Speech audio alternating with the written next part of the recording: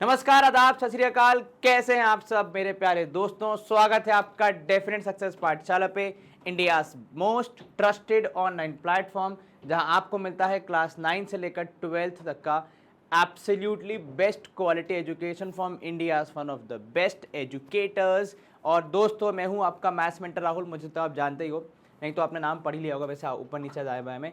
अपन आज क्या करने वाले हैं, पहले जरा इस पे चर्चा कर लेते हैं, उसके बाद अपन बाकी की बात करेंगे।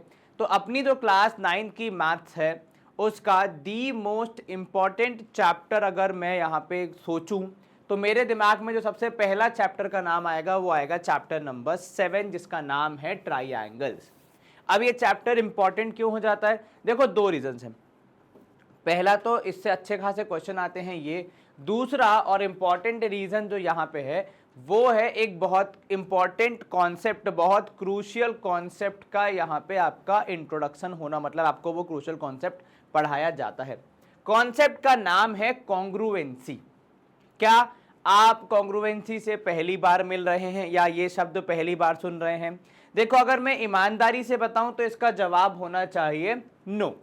रीजन बीइंग, अगर मुझे ठीक ठीक याद है तो 6th 7th 8th में भी एक आध बार तो पढ़ ही चुके हो कॉन्ग्रुएंसी के बारे में, है कि नहीं?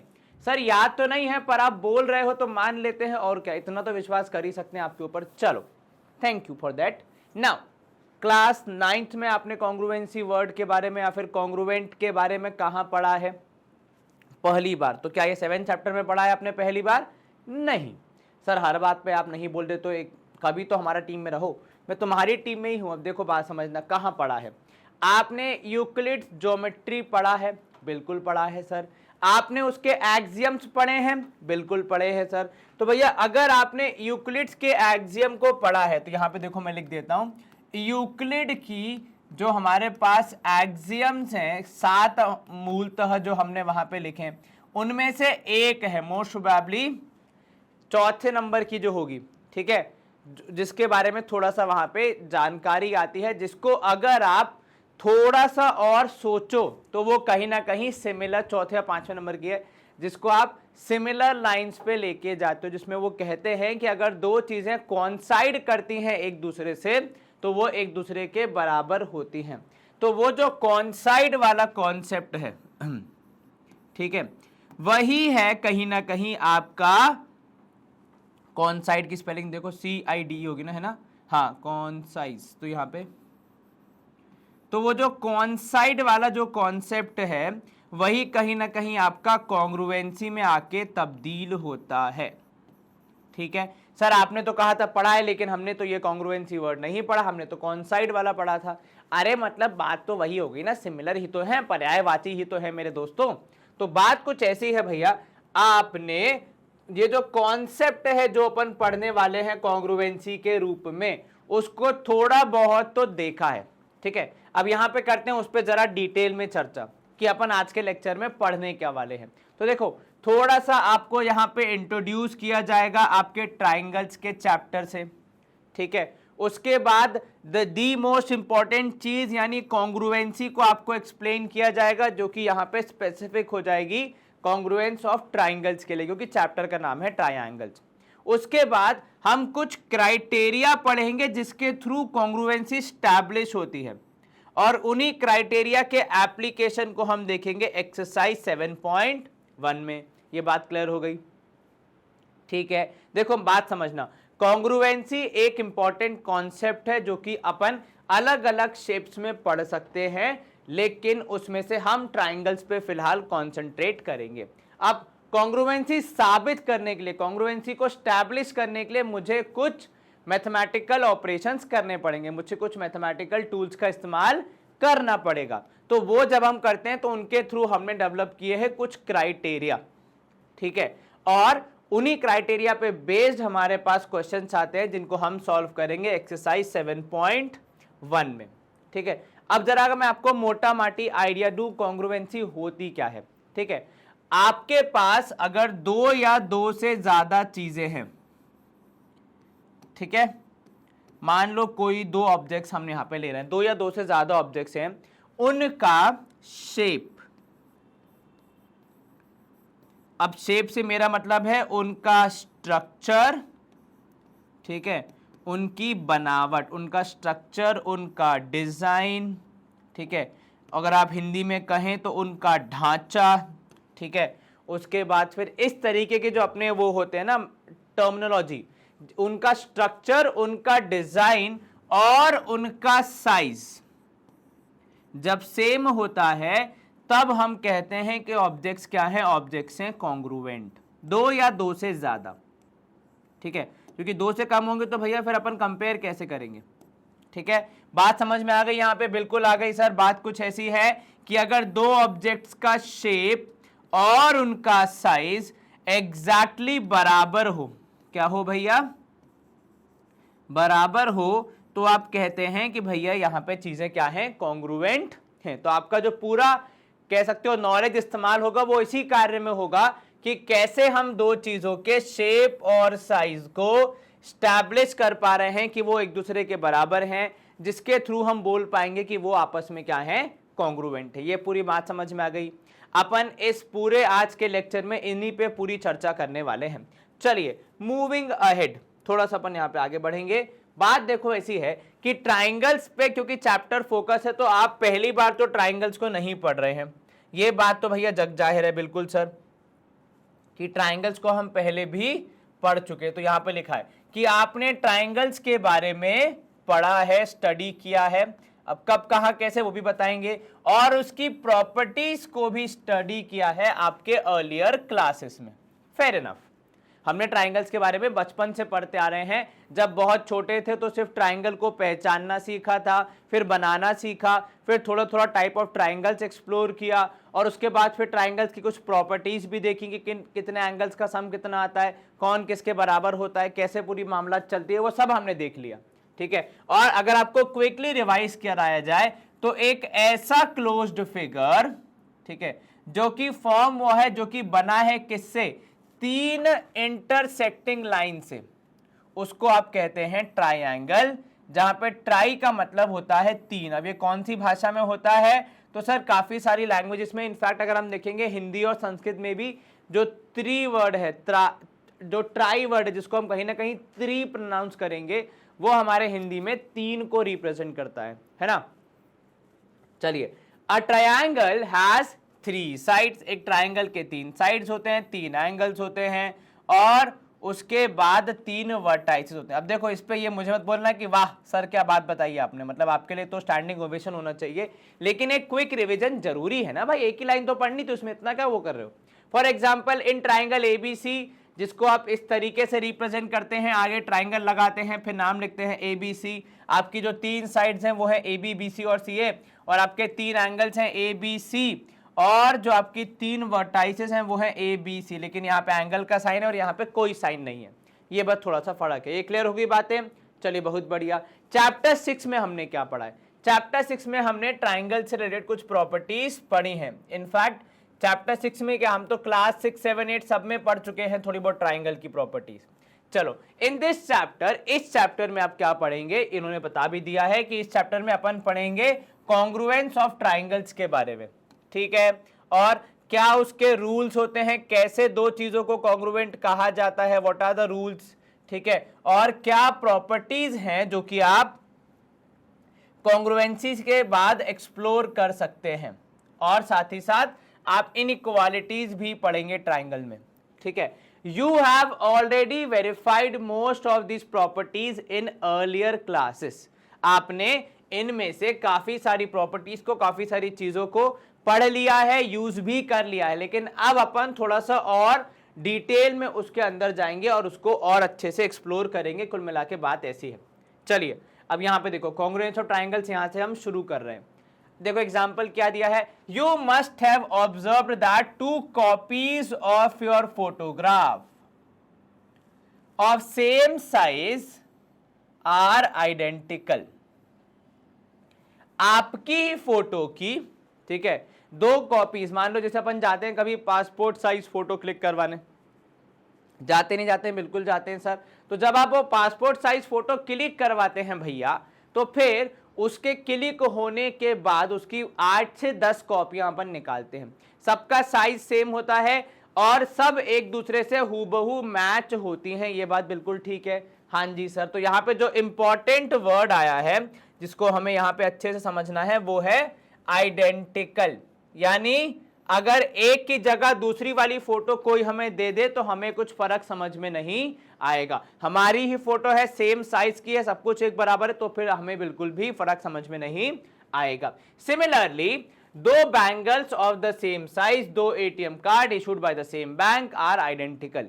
अब आप बोलोगे सर एटीएम कार्ड कैसे आइडेंटिकल? देखो वो बात साइज की बात कर रहा है, साइज और शेप की, उस पे लिखे हुए नंबर की बात नहीं कर रहा।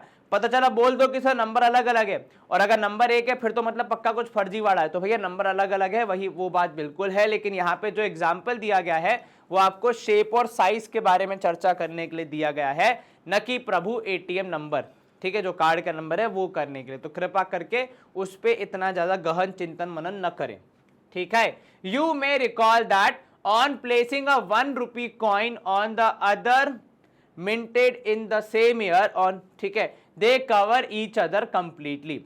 अगर आप 1 रुपये का कॉइन या फिर कोई दूसरा कॉइन जो कि एक ही साल में बने हैं या एक ही पर्टिकुलर डिजाइन के हैं, उनको जब आप एक दूसरे से कवर करते हो तो वो एक दूसरे को पूरा पूरा कवर कर लेते हैं। ये बात क्लियर हो गई?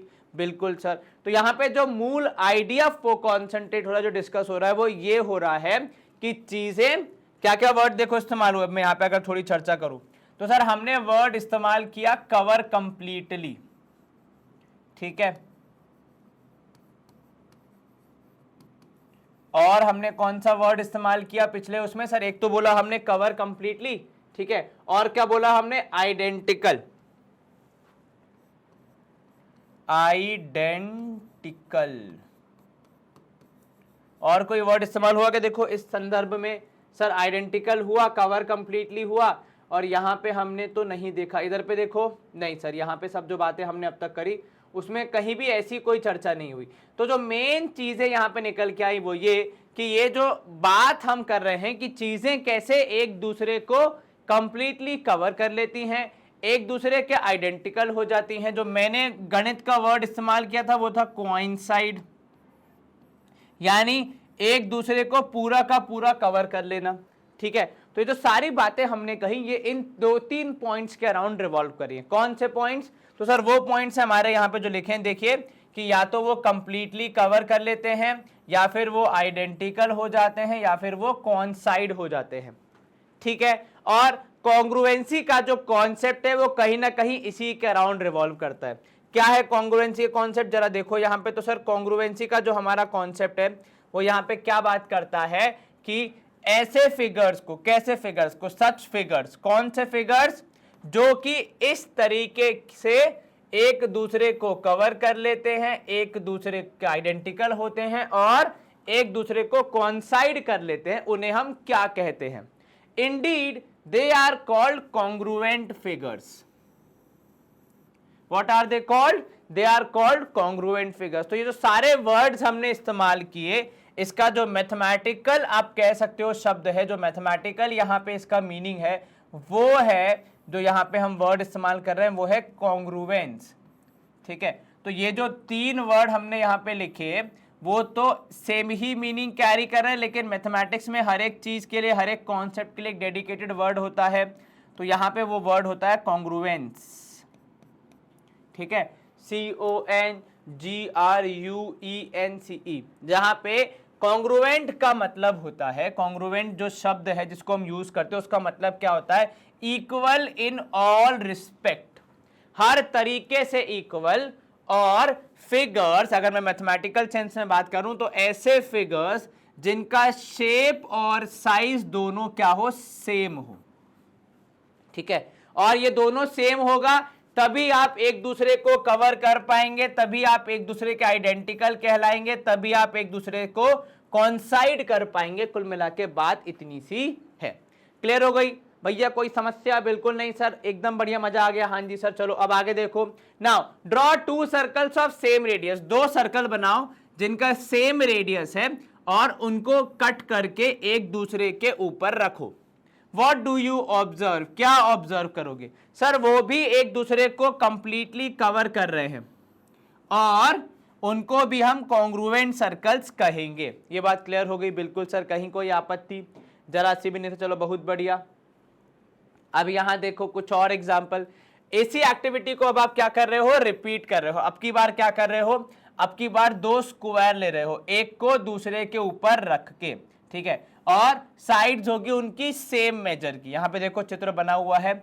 या फिर आप ऐसा कर सकते हो कि दो इक्विलेटरल ट्रायंगल को भी इस एक्टिविटी के थ्रू ऑब्जर्व कर सकते हो, उनकी भी साइड्स होगी इक्वल, तो वो भी एक दूसरे को क्या करेंगे, या ये सब एक दूसरे को क्या करेंगे, कॉन्ग्रुएंट होंगे एक ईच अदर के, और चाहे वो स्क्वायर्स हो चाहे वो इक्विलैटरल ट्रायंगल्स हो, ठीक है, चाहे वो स्क्वायर हो या इक्विलैटरल ट्रायंगल हो, बशर्ते उनकी क्या, उनका जो मेजरमेंट है वो सेम होना चाहिए। अगर मेजरमेंट सेम नहीं होगा तो कॉन्ग्रुएंस नहीं वहां पे एस्टैब्लिश हो पाएगी। ये बात क्लियर हो गई? बिल्कुल सर। तो यहां पे मेन एजेंडा क्या है कि आपका शेप यानी स्ट्रक्चर, बनावट और साइज दोनों जब बराबर होंगे, जब दोनों बराबर होंगे तब हम कहते हैं कि जो आपके ऑब्जेक्ट्स है वो क्या है, वो है कॉन्ग्रुएंट। अगर शेप या साइज में से कोई एक चीज हमारी अलग अलग हो जाती है तो फिर हम उस पर चर्चा आगे नहीं कर पाएंगे। जैसे एग्जाम्पल के तौर पे अगर एक स्क्वायर की साइड 7 सेंटीमीटर है और एक सर्कल का रेडियस भी 7 सेंटीमीटर है, तो अब देखा जाए तो दोनों पे के पास जो वैल्यू है वो है 7 7, लेकिन क्या वो दोनों आपस में कॉन्ग्रुएंट होंगे? सर यहां पे जो मेजरमेंट है उसकी बात तो बाद में आएगी, पहली बात तो शेप की होती है, और शेप का मतलब यहां पे है बनावट। तो उस केस में दोनों की बनावट, दोनों का स्ट्रक्चर, दोनों का डिजाइन अलग अलग है, तो कॉन्ग्रुएंसी का सवाल ही नहीं खड़ा होता। ये बात क्लियर हो गई? बिल्कुल सर, चलो बहुत बढ़िया। You may wonder why we are studying congruence. हम इस, हाँ ये बात तो बहुत काम की पूछी है कि भैया हम पढ़ क्यों रहे हैं, पढ़ा तो सब देते हो सर लेकिन बताते कभी हो ही नहीं, पढ़ क्यों रहे? You all must have seen the ice tray in your refrigerator. लो एक और एग्जांपल, अब की बार किसका आ गया, अब की बार आ गया आइस ट्रे का। देखा होगा आप सबने, फ्रिज में होती है हमारे सबके, है ना, जो रेफ्रिजरेटर में रखी रहती है। Observe that the moulds for making ice are all congruent. अब ये एक्चुअली होता है, जो हमारा जो वो होती है ना ट्रे, आइस ट्रे, उसके जो गड्ढे होते हैं जिसमें अपन पानी भरते हैं, वो सब के सब क्या होते हैं, कॉन्ग्रुएंट होते हैं। अंग्रेजी में उन्हें क्या कहा जाता है, मोल्ड कहा जाता है। तो ये होगा भैया ट्रे के गड्ढे, ट्रे के गड्ढे जिसमें अपन पानी भरते हैं, ठीक है, ध्यान रखना, गधे नहीं है वो भैया, गड्ढे है जिसमें अपन पानी भरते हैं ताकि वो आगे फ्रिज में जब रखेंगे तो वो जम जाएगा, ठीक है। The cast use for moulding in tray also has congruent depression. अब ये होता क्या, देखो बेसिकली क्या होता होगा, एक प्लास्टिक की ऐसी कोई शीट होती होगी जिसको एक बहुत ही हाई प्रेशर करके इस पे प्रेस किया जाता होगा, तो उसमें वो ऐसे मोल्ड्स बन जाते होंगे, ठीक है। मे बी ऑल रेक्टेंगुलर और सर्कुलर और ट्राइंगुलर। अब देखो जो कि अलग अलग शेप में आती हैं ट्रेज आजकल, कोई कोई स्क्वायर शेप का आइस क्यूब देती हैं, कुछ ट्राइंगल शेप का देती हैं, कुछ सर्कुलर भी देती है कि ऊपर से आपको लगेगा क्यूब है पर आप जब उसको निकालोगे तो वो अंदर से सर्कुलर शेप होता है उसका। तो ऐसे बहुत सारे शेप में आपको मिलता है। So whenever identical objects have to be produced, जब भी आपको आइडेंटिकल ऑब्जेक्ट्स का निर्माण करना होता है तब आप कॉन्सेप्ट ऑफ कॉन्ग्रुएंस यूज करते हो, ठीक है, इन मेकिंग द कास्ट। इसका एक और अच्छा एग्जांपल्स है हमारे घर पे लगने वाली टाइल्स, हमारे मतलब आपके या आपके आस पड़ोस में किसी के यहाँ लगी होगी, वॉशरूम में तो आजकल सबके यहाँ लगती है, ठीक है। तो जो टाइल्स होते हैं हमारे वो भी कैसे होते हैं सर, वो भी कॉन्ग्रुएंट होते हैं। तभी आप देख पाते हो कि उसमें न सिर्फ एक अच्छा सा फील आता है बल्कि डिजाइन भी सेम हो जाता है कि नहीं, एक पैटर्न सा बन जाता है। वो क्यों पाता है, क्योंकि वो सब एक दूसरे के कॉन्ग्रुएंट हैं, एग्जैक्टली सेम है, कुछ भी फर्क नहीं है, तो फिर वहां पे कोई भी दिक्कत नहीं आती है और चीजें आराम से सेट हो जाती हैं। All clear, good to go? बिल्कुल सर, कहीं कोई दिक्कत तो नहीं, जरा से भी नहीं, तो चलो बहुत बढ़िया। अब यहां देखो, sometimes you may find it difficult to replace the refill in your pen by a new one। अगर कभी आपने ट्राई किया हो क्या कि आपके पेन में, जो भी आपका पेन है उसमें आप क्या करो, उसकी एक रिफिल लेके आओ और उसको रिप्लेस करने की कोशिश करो। अब कभी कभी दिक्कत क्यों आती है, क्योंकि जिस ब्रांड का हमारा पेन होता है, जिस डिजाइन का हमारा पेन होता है, जिस साइज का हमारा पेन होता है, प्रोबेबली रिफिल में वो सारे फीचर्स नहीं होते, उस पर्टिकुलर रिफिल में वो साइज नहीं होता, उसके अलावा वो आप कह सकते हो कि वो डिजाइन नहीं होता जिससे कि वो आसानी से वहां पे फिट हो सके। सो इस केस में क्या होता है, इस केस में आपका जो नई रिफिल है वो आप एज अ कंक्लूजन क्या बोलते हो कि not of the same size as the one you want to remove. तो इस केस में आप क्या देखते हो कि भैया जिसको आपको हटाना है, जो रिफिल खत्म हो गई है, उसका साइज और जो आप नई लेके आए हो उसका साइज एक दूसरे के सेम, सिमिलर या फिर आप कह सकते हो कॉन्ग्रुएंट नहीं है। ठीक है, obviously if the two refills have identical और congruent the new refill fits. अगर ये दो रिफिल जो कि आपके पास हैं, एक पुरानी एक नई, अगर वो आइडेंटिकल या कॉन्ग्रुएंट होते तो नई रिफिल आसानी से फिट हो जाती। तो इसलिए कॉन्ग्रुएंस का कॉन्सेप्ट बहुत इंपॉर्टेंट है, चीजों को रिप्लेस करने के लिए, चीजों को आराम से सेट करने के लिए, और उसके अलावा चीजों को कंपेयर करने के लिए कॉन्ग्रुएंस बहुत बड़ा रोल प्ले करता है। So can you find numerous examples where congruence of objects is applied in a day life situation? बिल्कुल, हम बहुत सारे एग्जांपल्स ढूंढ सकते हैं, बहुत सारे एग्जांपल जहां पे कॉन्ग्रुएंस ऑफ ऑब्जेक्ट्स इस्तेमाल होती है डेली लाइफ सिचुएशन में। ठीक है, can you think of some more examples of congruent figures? हाँ जी सर, बिल्कुल, क्यों नहीं सोच सकते हैं। अच्छा, मैं आपको एक चीज और बताऊं, जैसे मान लो आपको रियल लाइफ एग्जांपल चाहिए, अगर आप मान लीजिए कहीं पे अपनी कोई भी व्हीकल पार्क कर रहे हैं, ठीक है, और बहुत बार आपने देखा होगा कि पार्किंग में हम क्या करते हैं, वेट करते हैं कि जब कोई व्हीकल बाहर निकलेगा, ठीक है, तो उसकी जगह पे हम अपना व्हीकल क्या कर देंगे, एंटर करवा देंगे।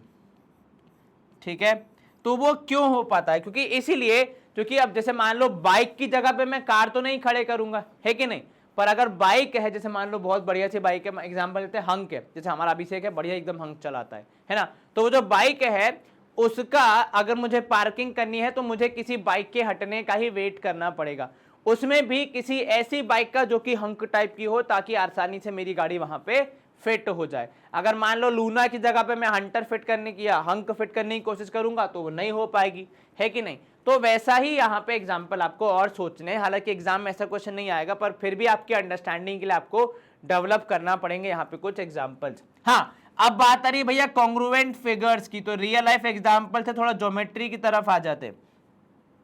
हमने अब तक क्या क्या डिस्कस किए सर? स्क्वायर्स डिस्कस किए जो कि एक दूसरे के कॉन्ग्रुएंट हो सकते हैं अगर आपका साइड सेम है, तो सर्कल्स हो गए, इक्विलैटरल ट्राइंगल्स हो गए। अच्छा, स्क्वायर का ही एक दूर का रिश्तेदार है रोम्बस, वो भी तो हो सकता है अगर साइज सेम है तो ऐसे अगर मैं लिस्ट बनाऊंगा तो बहुत सारे मुझे फिगर्स मिलेंगे जो कि एक दूसरे के कॉन्ग्रुएंट यहां पे आपको देखते हुए मिलेंगे। ठीक है, यहां देखो, अब यहां आपको बताना है कि which of the following figures are not congruent to the square in figure 1। तो ये हमारा ओरिजिनल हो गया। ठीक है, अब इसके कंपैरिजन में इनमें से कौन सा कॉन्ग्रुएंट नहीं है ये आपको बताना है, आर नॉट कॉन्ग्रुएंट। तो अगर मैं यहां पे थोड़ा सा क्या कहते हैं उसको चिंतन मनन करूं तो इनका शेप तो सेम है, ठीक है, यानी इनका स्ट्रक्चर, इनका डिजाइन, इनकी बनावट वो सब तो सेम है। ठीक है, फर्क किस चीज का आ रहा है? प्रोबेबली ये अलग अलग क्यों है? क्योंकि सर इनका साइज जो है वो अलग अलग है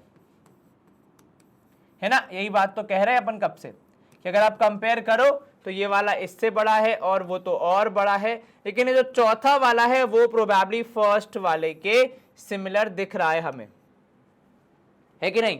बिल्कुल सर। तो जो लार्ज स्क्वायर्स है फिगर 2 और फिगर 3 में, they are obviously not congruent क्योंकि उनका साइज डिफरेंट है एज कंपेयर टू हमारा गिवन वाला ऑब्जेक्ट। ठीक है, चलो डिजाइन और स्ट्रक्चर तो सेम हम बोल सकते हैं, जिसको हम कहते हैं कि शेप सेम है तो ये भी स्क्वायर है, तो ये भी स्क्वायर और ये भी स्क्वायर है एंड ये भी स्क्वायर है। ठीक है, लेकिन क्योंकि साइज अलग अलग है तो पहले के जो 3 है उसमें से जो 2 है सेकंड और थर्ड उनको हमने क्या बोला कि दे आर नॉट कॉन्ग्रुएंट, और लास्ट वाले के लिए यानी फोर्थ वाले के लिए हमने क्या बोला भैया, फोर्थ वाला जो है वो फर्स्ट वाले के है कॉन्ग्रुएंट, ठीक है। और यही हमारा यहाँ पे एक अच्छा एग्जाम्पल प्रैक्टिस हो गया कि कॉन्ग्रुएंसी कैसे आगे बढ़ती है। चलो गुड टू गो, बिल्कुल सर। अब यहां देखो, let us now discuss the congruence of two triangles. तो अब तक हमने जितना डिस्कशन किया वो इन जनरल कॉन्ग्रुएंस के बारे में था कि होता क्या है, ठीक है। जो मेन वर्ड हमने यहाँ पे देखे, लोकलाइक होना, कॉन्साइड करना, एक दूसरे को कवर कर लेना, एक दूसरे से आप कह सकते हो कि कैसे करना, क्या वो वर्ड थे अपने पास, आइडेंटिकल होना, ये सारी चीजें। अब आ जाते हैं अपन ट्राइंगल के वर्ल्ड में, और हम यहां पे क्यों एंटर कर रहे हैं, क्योंकि देखो ट्राइंगल्स में क्या है, ट्राइंगल्स में है वैरायटी, ठीक है। तो वैरायटी, अब वैरायटी क्यों है भैया ट्राइंगल्स में, क्योंकि so many types of triangles exist, है ना। तो इसीलिए जब इतनी वैरायटी है किसी शेप में तो उसमें कॉन्ग्रुएंस करने में मजा आएगा। इसीलिए क्लास 9 में जब हम कॉन्ग्रुएंस पढ़ते हैं, अगर स्क्वायर और रेक्टेंगल की कॉन्ग्रुएंस में आपसे डिस्कस करूं, कितना आसान है, साइड्स को कंपेयर करो, एंगल तो बराबर होंगे ही, बस साइड्स का मामला फंसेगा और वो हम कंपेयर करके निकाल सकते हैं, मामला आसान है, हो जाएगा। अगर मैं रेक्टेंगल की बात करूं, रोम्बस की बात करूं, बस साइड एंगल कंपेयर करने, साइड बराबर होगी, एंगल बराबर होंगे तो हम कंक्लूड कर लेंगे। लेकिन ट्राइंगल्स में आपको क्या करना पड़ेगा, क्योंकि इतनी वैरायटी है तो आपको बहुत फूक फूक के कदम रखना पड़ता है। तो आपको साइड्स, वो भी तीनों, और एंगल्स, वो भी तीनों, सबको जब आप कंपेयर करोगे तब जाके कहीं आप कंक्लूजन पे पहुंच पाओगे कि दो ट्राइंगल्स एक दूसरे के कॉन्ग्रुएंट हैं या फिर नहीं है, ठीक है। यू ऑलरेडी नो दैट, ये आपको पहले से पता है कि दो ट्राइंगल्स को अगर मुझे कॉन्ग्रुएंट घोषित करना है तो मुझे उसके साइड, जैसा कि मैंने अभी चर्चा करी, और एंगल किसके, एक ट्राइंगल के क्या होने चाहिए, इक्वल होने चाहिए, बराबर होने चाहिए, किसके, corresponding sides and angles of the other triangle. तो अगर मैं यहां पे थोड़ा सा जस्ट सोचूं कि जितनी वैरायटी मेरे पास है ट्राइंगल्स की, तो मैं बिना सोचे समझे किन्हीं दो को कॉन्ग्रुएंट तो नहीं बोल सकता। मुझे क्या करना पड़ेगा, आइडियली तो मुझे ट्राइंगल जो है, हमारे दो ट्राइंगल्स, ठीक है, उनकी तीनों साइड को दूसरे तक, पहले वाले ट्राइंगल की तीनों साइड को दूसरे वाले ट्राइंगल की तीनों साइड से कंपेयर करना पड़ेगा कि वो आपस में बराबर हैं कि नहीं है, और पहले वाले ट्राइंगल के तीनों एंगल्स को दूसरे वाले ट्राइंगल के तीनों एंगल से कंपेयर करना पड़ेगा कि वो बराबर हैं या फिर नहीं है। और जब ये 6 के 6 पैरामीटर्स आपस में इक्वल हो जाएंगे तब जाके मैं कहीं टिप्पणी कर पाऊंगा कि हाँ भैया ये जो फलां दो ट्राइंगल्स हैं वो हमारे क्या है, कॉन्ग्रुएंट हैं। क्लियर हो गई ये बात? बिल्कुल सर, कहीं कोई आपत्ति जरा से भी नहीं था। चलो मूविंग अहेड, अब देखो हम क्या बात कर रहे हैं। कुछ चित्र यहाँ पे हमें दिए हैं जिसमें हम यहाँ पे देख के बताएंगे कौन किसके कॉन्ग्रुएंट है और कौन नहीं है। तो आपको कॉन्ग्रुएंसी स्टैब्लिश करनी है, बताना है कौन सा ट्राइंगल किस दूसरे ट्राइंगल के कॉन्ग्रुएंट है। ये बात क्लियर हो गई? बिल्कुल सर। चलो 2 सेकेंड लो, देखो जरा कौन किसके कॉन्ग्रुएंट है, फिर अपन आगे बढ़ते हैं। अब देखो, जब भी हमें कॉन्ग्रुएंसी स्टैब्लिश करनी होती है, सबसे पहले हमें चाहिए होते क्या, हमें चाहिए होते दो ट्राइंगल्स मिनिमम जिनके बीच में हम कंपैरिजन करेंगे। अब यहाँ पे पहले से दिया हुआ है कि ABC जो है वो हमारा है ओरिजिनल ट्राइंगल, जिसके रेफरेंस में मुझे दूसरे ट्राइंगल्स को कंपेयर करना है। तो ये हो गया ABC अपना, यहाँ पे आपको दिख रहा है ना। अब इसके कंपैरिजन में मुझे बाकी ट्राइंगल्स को लेके आना है और फिर बताना है कि कॉन्ग्रुएंट है या फिर नहीं है। तो देखो, मैं अगर फर्स्ट एंड सेकेंड को कंपेयर करूं, देखते हैं इनका क्या है मामला, ये दोनों एक दूसरे के हैं कॉन्ग्रुएंट की नहीं। अब देखो साइड्स की बात करते हैं पहले। तो इसके पास एक 4 सेंटीमीटर की साइड है, इसके पास भी एक 4 सेंटीमीटर की साइड है। तो मैं लिख लेता हूं यहाँ पे, कहीं मैं भूल ना जाऊं। तो इसके पास जो AC है वो बराबर है हमारे एक साइड PR के, और दोनों की वैल्यू है 4 सेंटीमीटर, ठीक है। अब इसके पास एक 4.5 की साइड है, तो इसके पास भी है, तो वो भी लिख देते हैं। तो जो AB है वो भी इक्वल है किसके, उसकी जो मेजरमेंट है वो भी इक्वल है एक दूसरी साइड के, जो कि है PQ और उसकी लंबाई है 4.5 सेंटीमीटर। उसके बाद तीसरा यहां पे हो जाएगा BC और वहां पे हो जाएगा QR, ठीक है, और इनकी वैल्यू कितनी है 5 सेंटीमीटर। तो जो मुझे अब तक समझ में आया था कि अगर दो ट्राइंगल को कॉन्ग्रुएंट प्रूव करना है तो तीन साइड्स को कंपेयर करना पड़ेगा, तो तीन साइड्स तो हमने कंपेयर कर ली, ठीक है, और वो इक्वल आ भी रही हैं,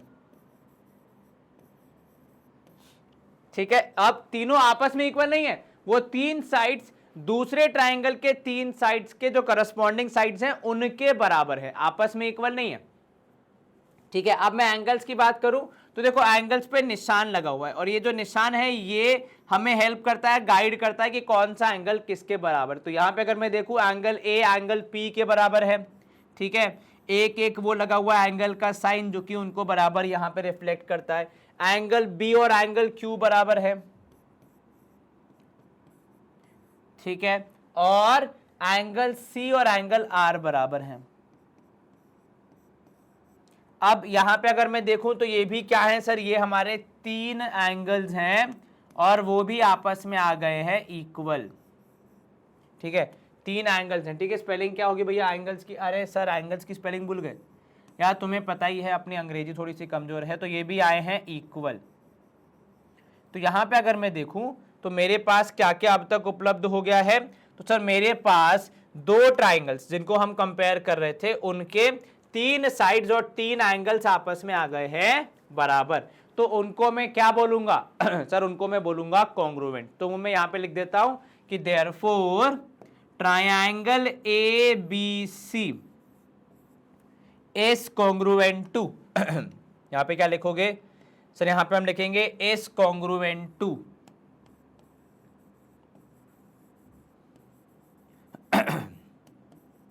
अब यहां पे देखो ट्राइंगल की नेमिंग का बहुत इंपॉर्टेंट रोल होता है। क्यों भैया, क्योंकि सर कौन किसके बराबर है इसका एक आइडिया मुझे मिल जाता है अगर मैं नेमिंग सही से करूंगा तो मैं जब यहां पे नेमिंग करने की ओर आगे बढ़ूंगा तो मैं क्या करूंगा, मैं जो जिसके बराबर है उसको उसी के स्थान पे लिखूंगा। जैसे A और P बराबर हैं तो A और P आपस में एक जगह पे पहले स्थान पे, B और Q बराबर हैं तो B और Q आपस में एक स्थान पे, C और R बराबर हैं तो C और R एक बराबर। और ये न सिर्फ एंगल्स पे बल्कि आपके साइड्स में भी रिफ्लेक्ट होना चाहिए। यहां पे देखो हमने बोला AB बराबर PQ है, तो AB हमारी पहली दो साइड्स, PQ हमारी पहली दो साइड्स बराबर है, ठीक है।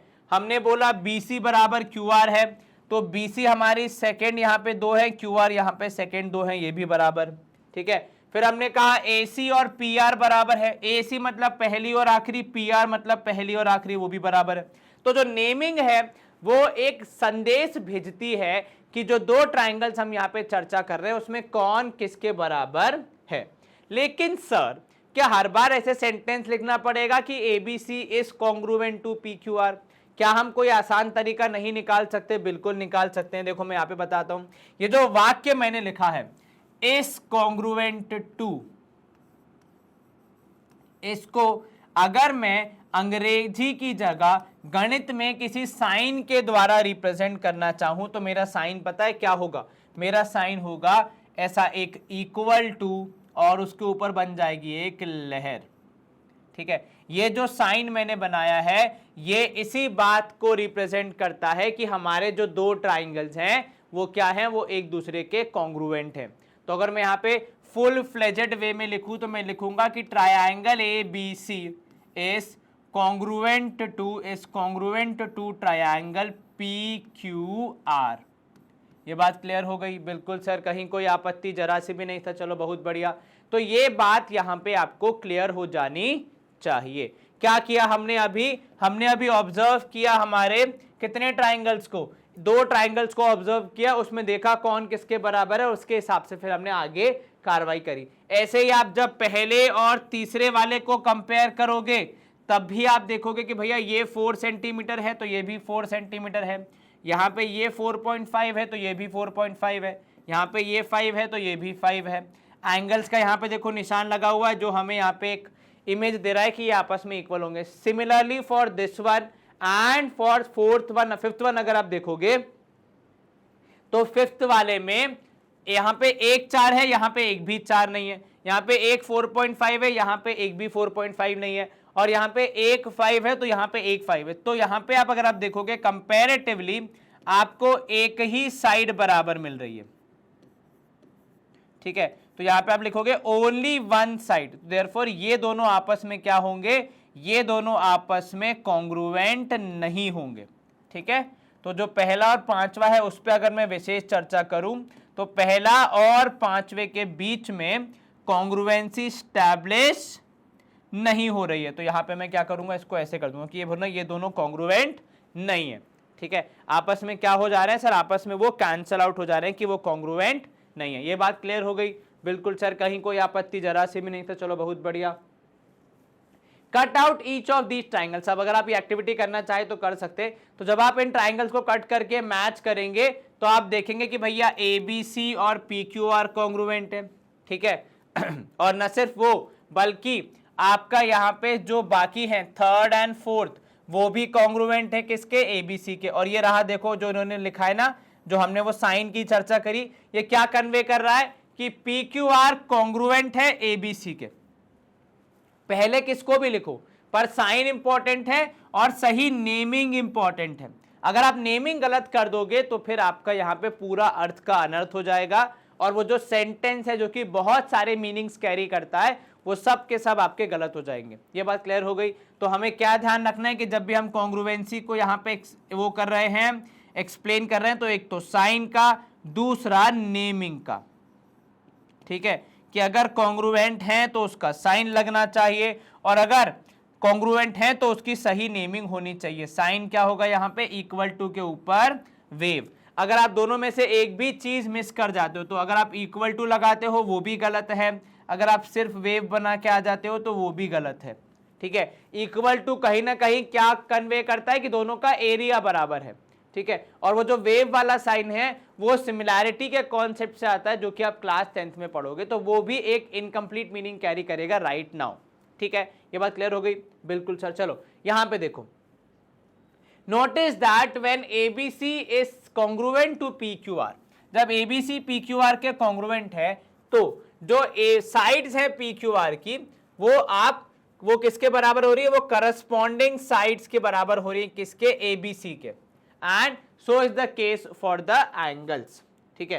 That is PQ covers AB, PQ और AB आपस में बराबर है, QR और BC आपस में बराबर है, RP या फिर PR बराबर है AC या फिर CA के, ठीक है। एंगल P एंगल A के बराबर है, ये हमने लिखा भी था। एंगल Q एंगल R के बराबर है, ये भी हमने लिखा था, ठीक है। नहीं, Q एंगल B के बराबर है और R है C के बराबर, ये सब हमने वहां पे लिखा था, याद है। Also there is 1-1 correspondence between the vertices, ठीक है भैया। मतलब वो एग्जैक्टली जो आपके वर्टाइसेस अगर हम कट करके एक दूसरे के ऊपर रखेंगे तो भी वो एग्जैक्टली एक दूसरे के बराबर आ रहे हैं सब कुछ, ठीक है। तो यहां पे मुझे क्या करना पड़ेगा, यहाँ पे इसी बात का ध्यान रखना पड़ेगा कि यहाँ पे जब भी आप कॉन्ग्रुएंसी की बात करेंगे तो नेमिंग सही करनी है। P बराबर A, Q बराबर B, R बराबर C। अगर देखो मैंने नेमिंग गलत कर दी तो ये एक अलग मीनिंग कैरी करेगा, जो कि हमारे दिए गए सवाल, हमारे दिए गए पर्टिकुलर सिचुएशन से मैच नहीं करेगा और सेम मीनिंग कैरी नहीं करेगा, तो अर्थ का अनर्थ हो जाएगा। ये बात क्लियर हो गई? बिल्कुल सर। यहाँ पे भी आप देखो, जब आपका ABC से कंपैरिजन हो रहा है तो ये नहीं है कि अगर हमने ABC लिखा है तो सामने भी हम डायरेक्टली DEF लिख देंगे ना, ऐसा कोई रूल नहीं है। आपको देखना है कौन किसके बराबर। जैसे यहाँ पे देखोगे F बराबर है A के तो पहले F आया है, फिर D बराबर है B के तो D आया है, फिर E बराबर है C के तो E आया है। तो उसके हिसाब से आपको यहाँ पे कार्रवाई करनी है। अगर मैं आपको डायग्राम में दिखाऊं, कहाँ डायग्राम, तो यहाँ देखो एंगल F बराबर है A के, सेम निशान लगाए F और A पे, और E बराबर है, और D बराबर है किसके, D बराबर है B के, देखो सेम निशान है, और E बराबर है आपके C के, सेम निशान है। तो उस हिसाब से यहाँ पे आपको नेमिंग करनी है। ये नहीं कि ABC लिखा है तो सर अगला वाला DEF होगा, ऐसा कोई गोल्डन रूल नहीं है।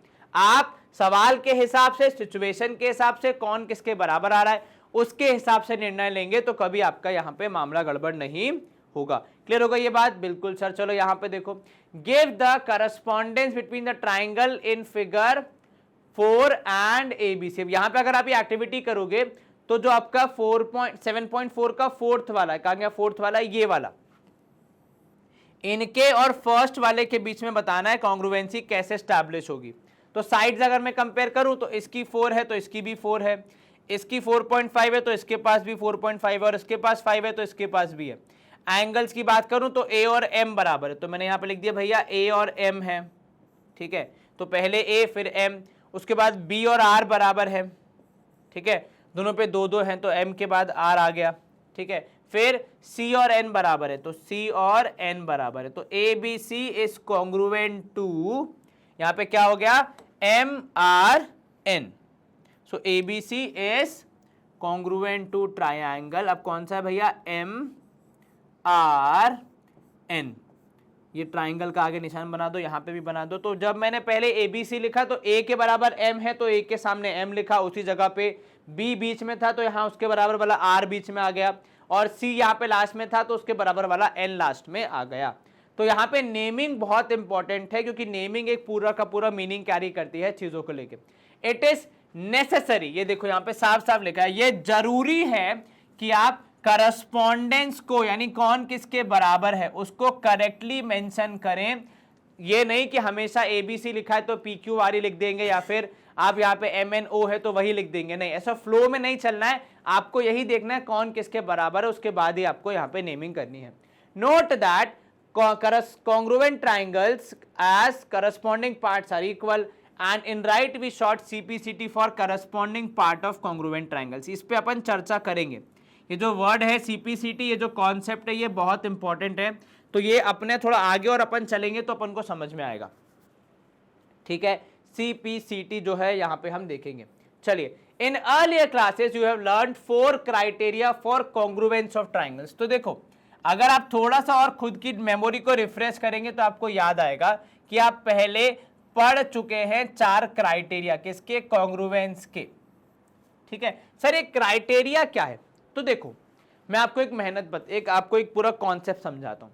हमने अभी तक जो मेहनत करी उसमें, अगर मुझे 2 ट्राइंगल को कॉन्ग्रुएंट प्रूव करना है,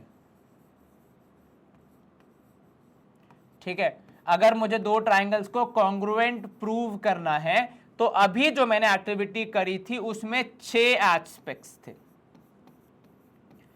ठीक है, वो इक्वल हुए थे, तब हमने कहा था कि वो कॉन्ग्रुएंट है। कौन से 6 एस्पेक्ट्स थे?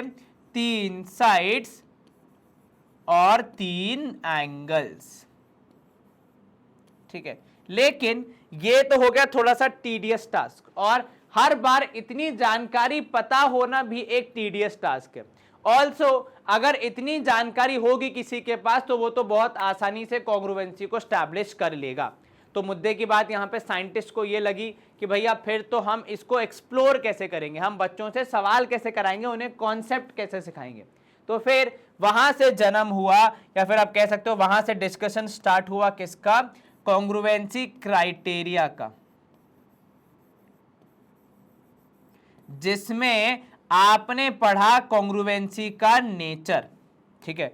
और आपने क्या समझा, आपने मतलब मैथमेटिशियंस ने पढ़ा तो मैथमेटिशियंस ने क्या समझा कि भैया ये कोई जरूरी नहीं है कि आपको 6 के 6 एस्पेक्ट्स को, 3 एंगल्स और 3 साइड्स को आपस में करस्पॉन्डिंग वाली साइड्स के करस्पॉन्डिंग वाले एंगल्स के बराबर प्रूव करना पड़े। प्रोबेबली हमारा वाला जो यहाँ पे कॉन्सेप्ट है ट्राइंगल्स में, वो ऐसा हो जाता है कि अगर कुछ पर्टिकुलर संख्या हो गई तो हम बाकी चीजों को भी यहां पे एक्सेप्ट कर लेंगे कि हाँ ये भी बराबर होंगे और हमारा काम हो जाएगा। तो आपने यहां पे क्या निकाला, आपने यहां पे निकाला एक मिडवे, ठीक है, जिसमें आपने क्या किया, तो भैया 3 साइड और 3 एंगल्स का यहां पे आपने निकाला Midway in the form of criteria, जिसने कहा कि आपको 3 साइड्स और 3 एंगल्स नहीं, 3 स्पेसिफिक पैटर्न में प्रूव की गई चीजें बतानी है, उन पे चर्चा करनी है। अगर वो आपके सही हो जाते हैं तो हम ट्राइंगल्स को सिमिलर मान लेंगे, ठीक है। तो 3 यहाँ पे हमारे पैटर्न वाइज चीजें हैं, पैटर्न वाइज एस्पेक्ट्स हैं,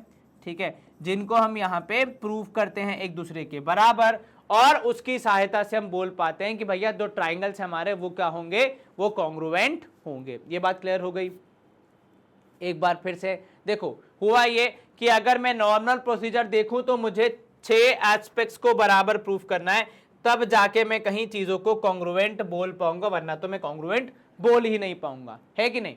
लेकिन मैथमेटिशियंस ने क्या सोचा कि अगर भैया 6 चीजों की जानकारी दे दूंगा मैं दोनों ट्राइंगल की, तो फिर तो मामला काफी आसान हो जाएगा, और फिर तो एक लिमिटेड ही हमारे लेवल ऑफ क्वेश्चन हो पाएंगे, ज़्यादा कुछ एक्टिविटी हो नहीं पाएगी, बच्चों का दिमाग नहीं बढ़ेगा आगे। तो वहां पे उन्होंने एक्सप्लोर कर करके बहुत सारी मेहनत करके निकाले कॉन्ग्रुएंसी क्राइटेरिया, जो क्या करते हैं, तो ये होता है कि भैया कम जानकारी में भी ये फैक्ट स्टैब्लिश करना कि दो ट्राइंगल्स कॉन्ग्रुएंट हैं या नहीं, वो इस मिडवे के थ्रू हो जाता है, जिसमें आपको 6 एस्पेक्ट्स को कंपेयर नहीं करना है, 3 specific aspects in a specific pattern अगर कंपेयर किए जा रहे हैं, और अगर उनका रिजल्ट पॉजिटिव आ रहा है, अगर वो आपस में इक्वल आ जा रहे हैं, तो हम वहां पे कॉन्ग्रुएंसी को स्टैब्लिश कर देते हैं, कॉन्ग्रुएंसी वहां पे मान लेते हैं, क्योंकि बाकी चीजें भी बराबर हो ही जाएंगी। वो ट्राइंगल के स्ट्रक्चर में ऐसा है सेटअप कि अगर ये 3 चीजें बराबर हो गई तो बाकी सब भी बराबर हो ही जाएंगे, कुछ यहाँ पे ऑप्शन बचेगा नहीं। ठीक है, ये बात क्लियर हो गई। बिल्कुल सर। अब यहाँ पे देखो, 2 ट्राइंगल हैं, ठीक है, क्या ये एक दूसरे के कॉन्ग्रुएंट हैं, ये सवाल हमसे पूछा है। तो सर अगर मैं कंपेयर करूं तो यहाँ पे एक साइड है 3 सेंटीमीटर की और वहां पे एक साइड है 3 सेंटीमीटर की, तो केवल एक के बराबर होने से तो मैं नहीं टिप्पणी कर सकता कि ये आपस में कॉन्ग्रुएंट होंगे।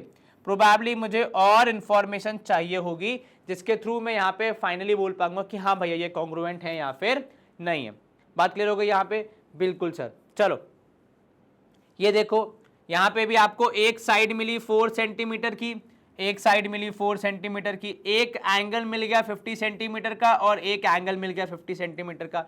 पर अगर मैं नॉर्मल नेकेड आई से भी देखूं तो ये दोनों चीजें बराबर होने के बाद भी ट्राइंगल्स एक दूसरे के यहाँ पे कॉन्ग्रुएंट तो नहीं लग रहे, क्योंकि चलो शेप तो सेम ही है, दोनों है तो ट्राइंगल ही, लेकिन जो साइज है वो डिफरेंट है।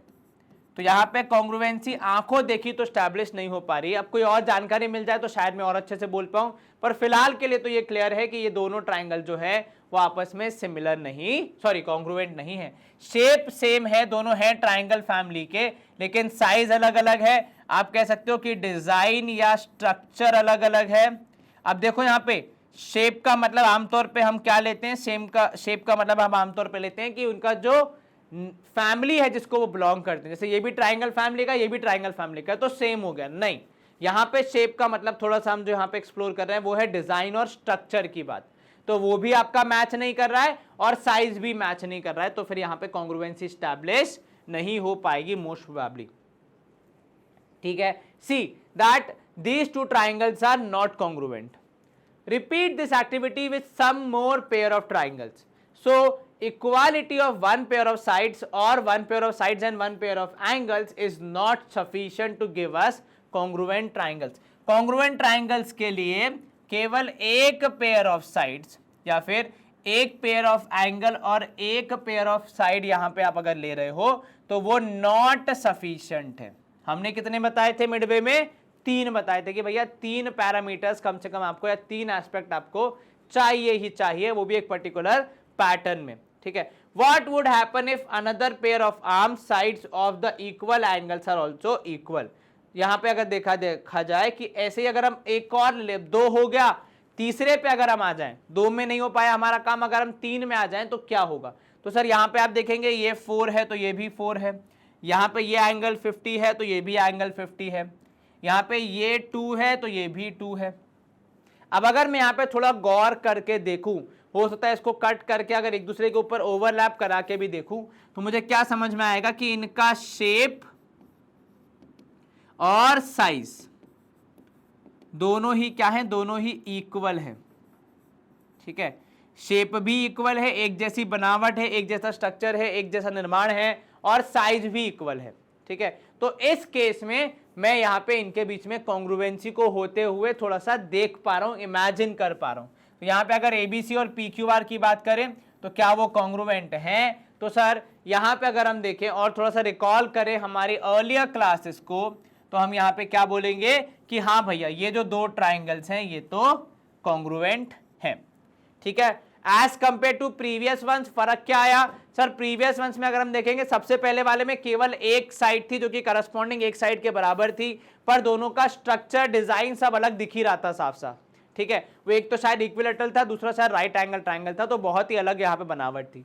सेकंड वाले में मुझे एक्स्ट्रा एक और इंफॉर्मेशन मिली, एक साइड और एक एंगल, उसमें भी मैंने देखा कि डिजाइन में, स्ट्रक्चर में, निर्माण में थोड़ा सा फर्क आ रहा है और साइज भी अलग अलग है, तो वहां पे भी कॉन्ग्रुएंसी स्टैब्लिश नहीं हो पाई। यहां पे जब मैंने नजर देखी, थोड़ा सा ऑब्जर्व किया, तो साइज तो जो आपकी साइड्स हैं वो तो सेम है, जो दो है, भले ही तीसरी नहीं पता, पर फिर भी मैं यहाँ पे अंदाजा लगा पा रहा हूं कि वो भी इक्वल होगी, क्योंकि एंगल जो है बीच का वो भी बराबर है।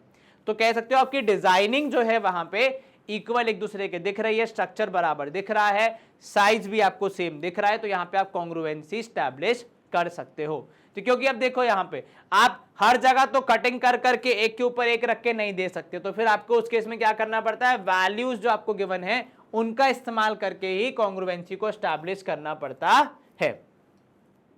चलो ये बात क्लियर हो गई यहाँ पे? बिल्कुल sir. Repeat this activity with other pair of triangles, और ट्राइंगल्स लेके आप जब कंपेयर करोगे, एक्टिविटी करोगे, तो आपको और बेटर क्लैरिटी यहाँ पे मिलेगी। Do you observe that equality of two sides and included angle, included मतलब उनके बीच का एंगल, ठीक है। तो इंक्लूडेड का मतलब हो गया वो जो दो साइड्स हैं जो कि आपस में इक्वल हैं, किसके? करस्पॉन्डिंग दो साइड्स के, उनके बीच का एंगल इतना, ये जो तीन पैरामीटर्स हैं जो कि हम कहते हैं ना तीन स्पेसिफिक इन अ पैटर्न वाले पैरामीटर्स, तो यहाँ पे तीन स्पेसिफिक पैटर्न वाले पैरामीटर्स या एस्पेक्ट्स, पैटर्न वाले पैरामीटर या फिर आप कह सकते हो एस्पेक्ट्स। अब एक बात समझना, इन्होंने बहुत स्पेसिफिकली लिखा है भैया कि वो जो दो साइड्स जो कि इक्वल हैं दूसरे ट्राइंगल की दो साइड से, वो और उनके बीच का इंक्लूडेड एंगल, वैसे तीन एंगल है पर कोई और नहीं, उनके बीच का जो एंगल है, तो यहां पे आपने लिखा दो साइड्स, ठीक है, और इंक्लूडेड एंगल, इन दो साइड्स के बीच का जो एंगल है वही बराबर होगा, तभी हम यहाँ पे कुछ टिप्पणी कर पाएंगे। अगर उसके अलावा कोई और एंगल होगा तो शायद हम कॉन्ग्रुएंसी पे टिप्पणी ना कर पाए। सर लेकिन एंगल तो है, लेकिन अगर वो बीच में नहीं है तो हो सकता है मामला 19-20 और वहां पे आपकी गड़बड़ी हो जाए, तो आप ऐसे नहीं कह सकते, ठीक है। तो इतना तो फिलहाल के लिए इनफ है। कब? जब आपके पास दो साइड्स और इंक्लूडेड एंगल हो इन अ स्पेसिफिक पैटर्न, जिसमें कि दो साइड्स के बीच में ही आपका एंगल हो, अदरवाइज आपका वहां पे सिमिलर कॉन्ग्रुएंसी स्टैब्लिश नहीं हो पाएगी। और यही से हमें मिलता है हमारा पहला क्राइटेरिया, किसका? कॉन्ग्रुएंस ऑफ ट्राइंगल्स का। क्यों? क्योंकि हमें यहाँ पे करनी है थोड़ी सी अपने टाइम एंड एफर्ट्स की बचत, इसीलिए हम क्या करते हैं यहाँ पे, तो टाइम एंड एफर्ट्स की यहाँ पे हो जाती है सेविंग्स। किसकी वजह से? तो यहाँ पे आप कहोगे भैया ये जो हमारा क्राइटेरिया वाला काम है इसकी वजह से, तो सेविंग हो जाती है किसकी? टाइम एंड एफर्ट्स की। क्यों? क्योंकि आपको 6 पैरामीटर्स को, 6 एस्पेक्ट को चेक नहीं करना है, कोई 3 को करना है और आपका काम वहां पे हो जाएगा, वो भी एक स्पेसिफिक पैटर्न में चेक करना। अगर वो स्टैब्लिश हो रहा है तो कॉन्ग्रुएंट है, नहीं हो रहा है तो कॉन्ग्रुएंट नहीं है। बात क्लियर हो गई यहाँ पे? और यहीं से मिलती है हमें हमारी एक्सियम 7.1, जिसकी परिभाषा है भैया SAS कॉन्ग्रुएंसी रूल। क्या नाम है भैया? SAS congruence rule. क्लियर हो गई ये बात? बिल्कुल सर, कहीं कोई दिक्कत तो नहीं, जरा सी भी नहीं सर। तो ये रूल अपन को यहाँ पे, ये जो क्राइटेरिया है अपन को यहाँ पे याद रखना है, इसके सहारे हम काफी चीजें करते हैं। क्या कहता है ये रूल? कि भैया दो ट्राइंगल्स कॉन्ग्रुएंट होंगे कब? सर या तो वो एक दूसरे के हूबहू बराबर हों, पर वो तो भैया बिना कटिंग करे एक के ऊपर एक रखे हम कंपेयर नहीं कर सकते, क्योंकि बहुत बार ऐसा होता है कि ऐसे दिखने वाले बराबर होते हैं पर असल में नहीं होते, ठीक है। लेकिन अगर मैं थ्योरेटिकली या फिर प्रैक्टिकली यूजिंग मैथमेटिकल सेंस इस्तेमाल करूं तो मैं क्या बोलूंगा कि दो ट्राइंगल सिमिलर होंगे जब दो साइड्स, कितनी? दो साइड्स किसकी? एक ट्राइंगल की, ठीक है, ऑफ वन ट्राइंगल, दो साइड्स और साथ में एक इंक्लूडेड एंगल। तो ये पैटर्न बहुत इंपॉर्टेंट है, ये नहीं कि दो साइड्स हैं और एंगल कोई तीसरा है जो कि उन दोनों के बीच में नहीं है, तब कॉन्ग्रुएंसी शायद स्टैब्लिश ना हो पाए।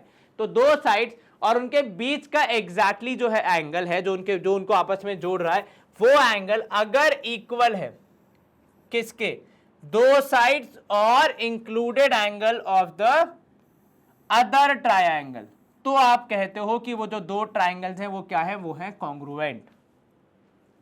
This result can not be proved with the help of previously known results and so it is accepted true as an axiom. तो इसमें ये वाला जो हमारा कह सकते हो आपकी रूल है, उसको थोड़ा प्रूव करने में थोड़ी सी दिक्कत आती है, बहुत थोड़ी समस्या आती है, और इसको हम इसलिए usually true as an axiom लेके चलते, क्योंकि जितने एग्जाम्पल, जितने बार हम इसको प्रैक्टिस करते, हमें हर बार ये सही दिखती है, वैसी ही होती है, तो इसको हम ट्रू एज ए एक्सियम लेके चलते हैं कि ये तो सही ही होती है चाहे कुछ भी हो जाए, ठीक है, जिसको शायद प्रूव करने की हमें इतनी आवश्यकता है नहीं।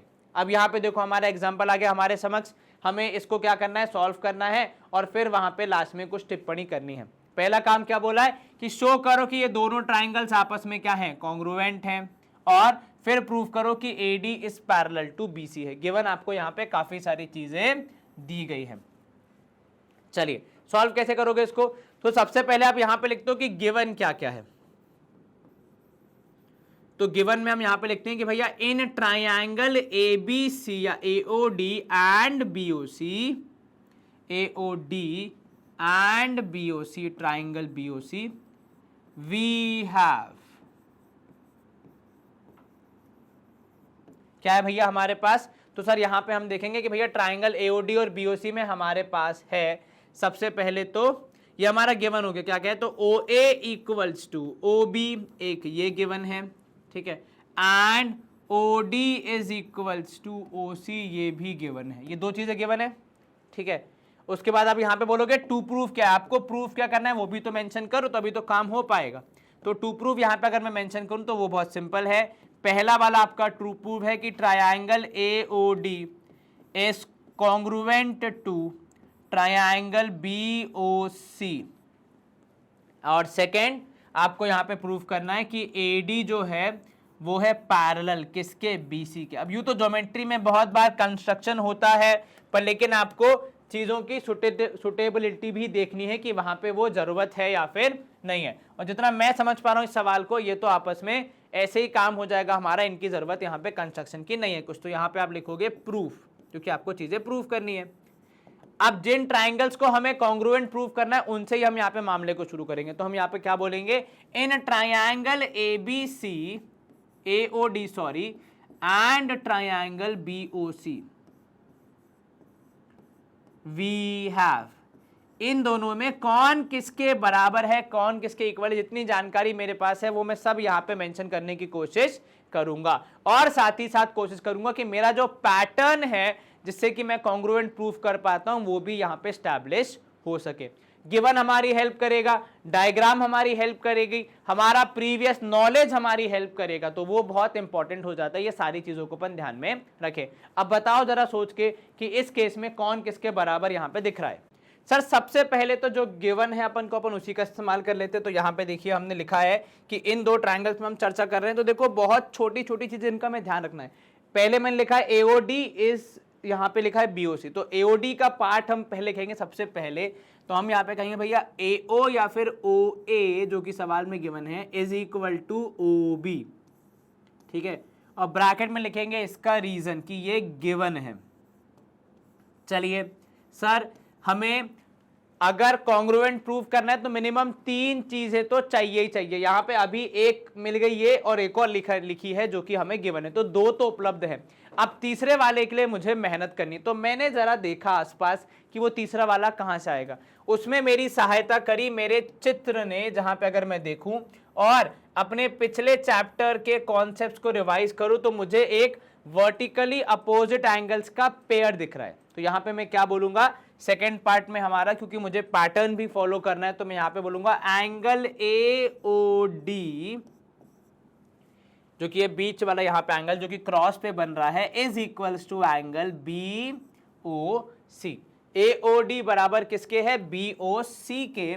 और इसके पीछे का लॉजिक क्या है, मैं ये क्यों बोल रहा हूं, क्योंकि ये तो गिवन नहीं है, तो ये है वर्टिकली अपोजिट एंगल जिनको हम शॉर्ट में VOA लिख देते हैं। और तीसरी चीज जो यहाँ पे इक्वल है वो है जो कि सवाल में गिवन है कि OD है बराबर किसके, OD है बराबर OC के, और ये भी मैंने ब्रैकेट में क्या लिख दिया, ये क्या है, तो सर ये है गिवन। तो मेरे पास जहां दो ट्राइंगल में पहले 6 चीजों को कंपेयर करने का कह सकते हो आप ऑब्लिगेशन था, अब वहां पे 1, ठीक है, 2 और 3 चीजों के सहारे शायद मेरा काम हो जावे, है ना। इसमें तो कोई बड़ी शंका वाली बात है नहीं। एक काम करते हैं, यहाँ पे एक पार्टीशन ड्रॉ कर लेते हैं ताकि कोई कंफ्यूजन ना हो यहाँ पे हमें, ठीक है, कि कौन यहाँ पे किसका पार्ट है। तो ये हमने एक पार्टीशन ड्रॉ कर दिया, all good to go, yes sir. अब मैं जो 3 चीजें हैं इनको अगर मैं पैटर्न के तहत भी ऑब्जर्व करूं तो ये है हमारी एक साइड, ठीक है, ये है हमारा एक एंगल, ठीक है, और यहां पे है हमें मिल रही एक और साइड, ठीक है। तो दो ट्राइंगल में साइड एंगल साइड के पैटर्न के थ्रू जब मुझे 3 एस्पेक्ट्स बराबर मिल रहे हैं, corresponding 3 aspect of the other triangle, तो मैं यहां पे क्या कंक्लूड करूंगा, तो मैं यहां पे लिखूंगा therefore with the correct name की triangle AOD is congruent to triangle BOC। अब अगर आप यहाँ पे नेमिंग का ध्यान रखें तो O बराबर O एंगल है, एक AOD बराबर BOC एंगल है, OA बराबर OB है। तो यहाँ पे आप देखो OA नहीं है, AO लिखा है, मतलब बात सेम ही है ना। अब नेमिंग तो हो सकती है इधर उधर, तो AO बराबर BO, या आप ऐसे देखो OA बराबर OB, है ना, OD बराबर OC, वो भी कैरी हो रहा है। तो जो जो चीजें मुझे बराबर मिली है यहाँ पे प्रूफ करने को, वो मैं कर पा रहा हूं। और ब्रैकेट में क्या लिखूंगा, ब्रैकेट में लिख दूंगा भैया मेरे पास यहाँ पे आ रही है SAS, यानी साइड एंगल साइड रूल के तहत ये वाला रिजल्ट आ रहा है मेरे पास, ठीक है। ये बात क्लियर हो गई बिल्कुल सर, कहीं कोई आपत्ति जरा से भी नहीं सर। तो जो 2 टारगेट थे उसमें से पहला तो मैंने कर दिया, अब सेकंड वाला AD is parallel to BC। अब इसको प्रूव करने के लिए मुझे थोड़ा सा चैप्टर 6 का रिवीजन करना पड़ेगा, जहां पे चीजों को पैरेलल प्रूव करना हो तो कुछ एक आध 2 चीजें अगर इक्वल प्रूव हो जाए किसी पर्टिकुलर पैटर्न में, तो वहां पे पैरेलल का जो आइडिया है वो स्टैब्लिश हो जाता है। अब यहां पे अगर मैं देखूं तो मैं यहां पे क्या बोलूंगा कि यहां पे नाउ देखो चीजें हमने 3 प्रूफ करी जो कि आपस में बराबर निकली, और ट्राइंगल पूरा का पूरा हो गया कॉन्ग्रुएंट। तो अब हमने अगर थोड़ा सा हमने रिवाइज किया और सोचा तो हमारे पास 6 चीजें हैं। तो जब 3 बराबर प्रूव हो चुकी है तो बची कितनी, 3। और क्योंकि ट्राइंगल्स को हम कॉन्ग्रुएंट बोल चुके हैं तो ये बची हुई 3 भी क्या होंगी, बराबर होंगी। तो इसका इस्तेमाल हम यहां पे कर सकते हैं, और वही हम यहां पे करेंगे कि भैया देखिए, क्योंकि ट्राइंगल्स आपके कॉन्ग्रुएंट हैं तो बाकी जो इसके एस्पेक्ट है वो भी बराबर होंगे। तो एंगल ADO जो है, ठीक है, और ये नाम आप कहां से ले सकते हो, ये जो आपने कंक्लूजन लिखा है उसके हिसाब से, ठीक है। मैंने लिखा है नाम ADO, A के बाद D उसके बाद O, तो यहां पे आना चाहिए सिमिलरली B के बाद C और C के बाद O। ये दोनों एंगल जिसको अगर मैं डायग्राम में यहां पे कहूं तो भाई क्योंकि कॉन्ग्रुएंट है तो एंगल्स बराबर होंगे, तो ये वाला एंगल इस एंगल के बराबर होगा। अब ऐसे देखें तो यहां पे D के सामने है तो B, पर क्या B और D बराबर होंगे, नहीं। मैं कैसे डिसाइड करूंगा, मैं डायग्राम के बेसिस पे डिसाइड नहीं करूंगा, मैं डिसाइड करूंगा जो मैंने प्रूफ किया है उसके हिसाब से कि कौन किसके इक्वल आ रहा है, ठीक है। तो इस हिसाब से अगर मैं देखूं तो ADO बराबर आ रहा है BCO के, ठीक है। और इस कॉन्सेप्ट को जहां पे हम 2 ट्राइंगल्स के कॉन्ग्रुएंट प्रूव हो जाने के बाद जहां पे हमने 3 ही टूल्स का इस्तेमाल किया है, बचे हुए 3 टूल को बराबर रख सकते हैं, उसे आप कह सकते हो CPCT, ठीक है। अब यहां पे भी लाइंस पैरेलल करने के लिए क्या करना पड़ेगा सर, क्योंकि ये दोनों ट्राइंगल्स, ये दोनों एंगल्स इक्वल है और इनको अगर मैं देखूं तो ये कहीं ना कहीं एक तरीके से अल्टरनेट इंटीरियर एंगल्स दिख रहे हैं, तो मैं यहां पे लाइंस पैरेलल कह पाऊंगा। तो मैं इसके आगे क्या लिखूंगा कि since alternate interior angles are equal, since alternate interior angles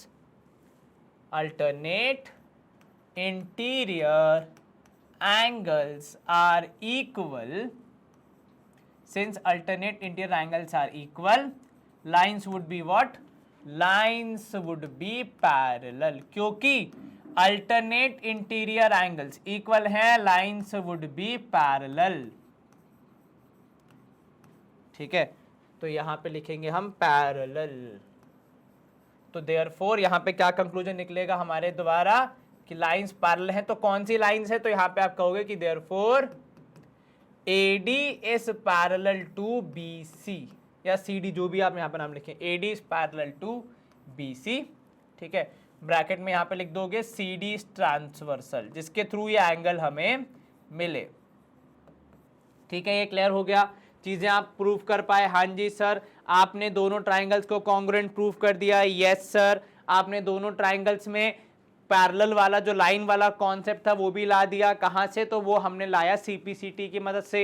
CPCT क्या होता है ये आपको पहले से पता है। एक कोई अगर रिवीजन करवा दूं तो मैंने जो रूल यूज किया, जो पैटर्न यूज किया, उसमें 3 ही चीजों पे गौर किया। बची हुई 3 चीजों का क्या, जबकि वो बची हुई 3 चीजों पे चर्चा होने से पहले ही ट्राइंगल कॉन्ग्रुएंट घोषित हो गया, तो मतलब बची हुई 3 चीजें भी क्या होंगी, इक्वल होंगी। तो उन्हीं का इस्तेमाल करके हम यहाँ पे अपने समस्याओं को सुलझाते हैं। ये क्लियर हो गया। अब ये तो बहुत ही कह सकते हो आसान लेवल का क्वेश्चन हो गया।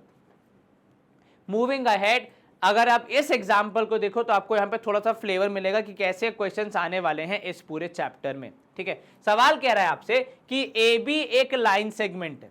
ठीक है भैया, हमने आपकी बात मान ली। ठीक है, और लाइन L क्या है, वो परपेंडिकुलर है। वो क्या है, वो परपेंडिकुलर बाइसेक्टर है।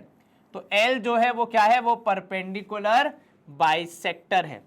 बहुत इंपॉर्टेंट हो जाता है ये दोनों चीजें होना। परपेंडिकुलर होना मतलब क्या होगा सर, परपेंडिकुलर का मैथमेटिकल मीनिंग हुआ 90 डिग्री का एंगल, और बाइसेक्टर का क्या मतलब हुआ, 2 बराबर हिस्से, है ना। तो ये दोनों चीजें हमारे लिए काफी काम की हैं। ठीक है, अब पॉइंट P है जो कि लाई कर रहा है किस पे, L पे, और जब आपने A और B को पॉइंट P से जोड़ा तो आपको वहां कहीं ना कहीं कुछ ट्राइंगल्स बनते हुए दिखे। देखो, इक्विडिस्टेंट का मतलब क्या होता है सर, मतलब होता है कि जितनी दूरी है A की किससे, P के साथ, तो मैंने एक रोड बनाया भैया, A की दूरी P के साथ, और उतनी ही दूरी है B की भी P के साथ। तो अगर मैं इसको देखूं तो अब मुझे यहाँ पे जो बनते हुए दिख रहे हैं वो दिख रहे हैं ट्रायंगल्स। तो इसको प्रूफ करने के लिए कहीं ना कहीं मुझे ट्राइंगल्स का इस्तेमाल करना पड़ेगा।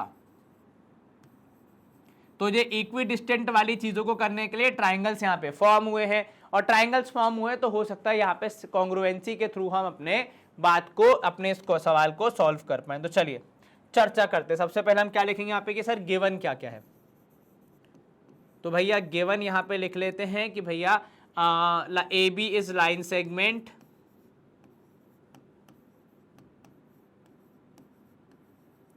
with line segment with L being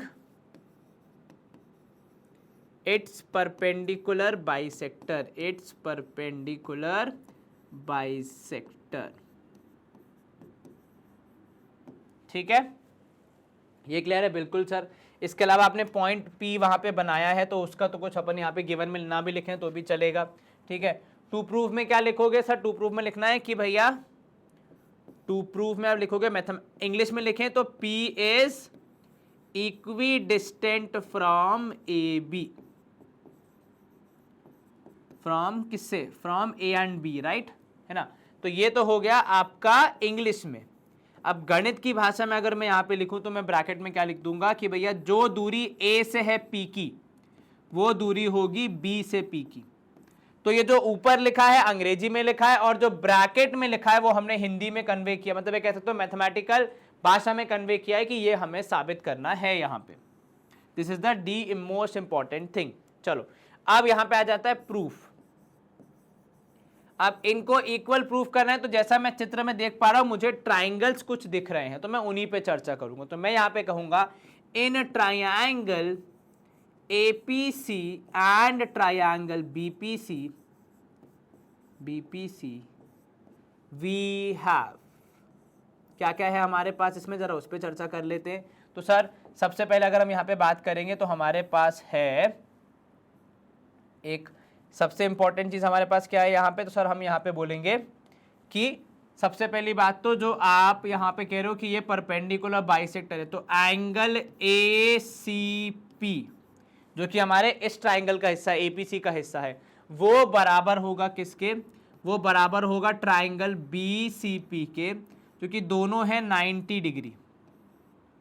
ठीक है, दोनों क्या है सर, दोनों है 90 डिग्री। अगर मैं यहाँ पे इसको अच्छे से लिखूं तो एक बार फिर से लिख देता हूं, तो मैंने कहा देखिए angle ACP is equal to angle BCP, और ये दोनों है 90 डिग्री के बराबर। और इसका ब्रैकेट में मैं यहाँ पे नीचे रीजन क्या लिखूंगा, तो सर रीजन अगर यहाँ पे हमसे पूछा जाए तो हमें यहाँ पे लिखना चाहिए कि L is perpendicular to AB। ठीक है, और इसी से हमें मिलेगा कि भैया PC which is a part of L is also perpendicular to AB। ठीक है ना, क्योंकि L परपेंडिकुलर है AB के और PC L पर ही लाई कर रहा है, L पर ही बना है, तो वो भी परपेंडिकुलर होगा AB के। चलिए ये एक बात मिल गई। इसके अलावा दूसरी बात हमें क्या मिलेगी यहाँ पे, तो सर हम यहाँ पे लिख सकते हैं, अगर हम यहाँ पे देखें भैया पैटर्न जो बन रहा है हमारा, उसके हिसाब से अगर मैं यहाँ पे देखूं तो एंगल मिल गए। अब मुझे पैटर्न के तहत एक साइड भी चाहिए, तो यहाँ पे मैं क्या लिखूंगा कि सबसे पहली बात तो जो AC है वो बराबर होगा BC के, और उसका रीजन क्या होगा, तो सर वहां पे भी हम यही लिखेंगे कि भैया उसका रीजन भी बहुत सिंपल है कि L इज बाइसेक्टर ऑफ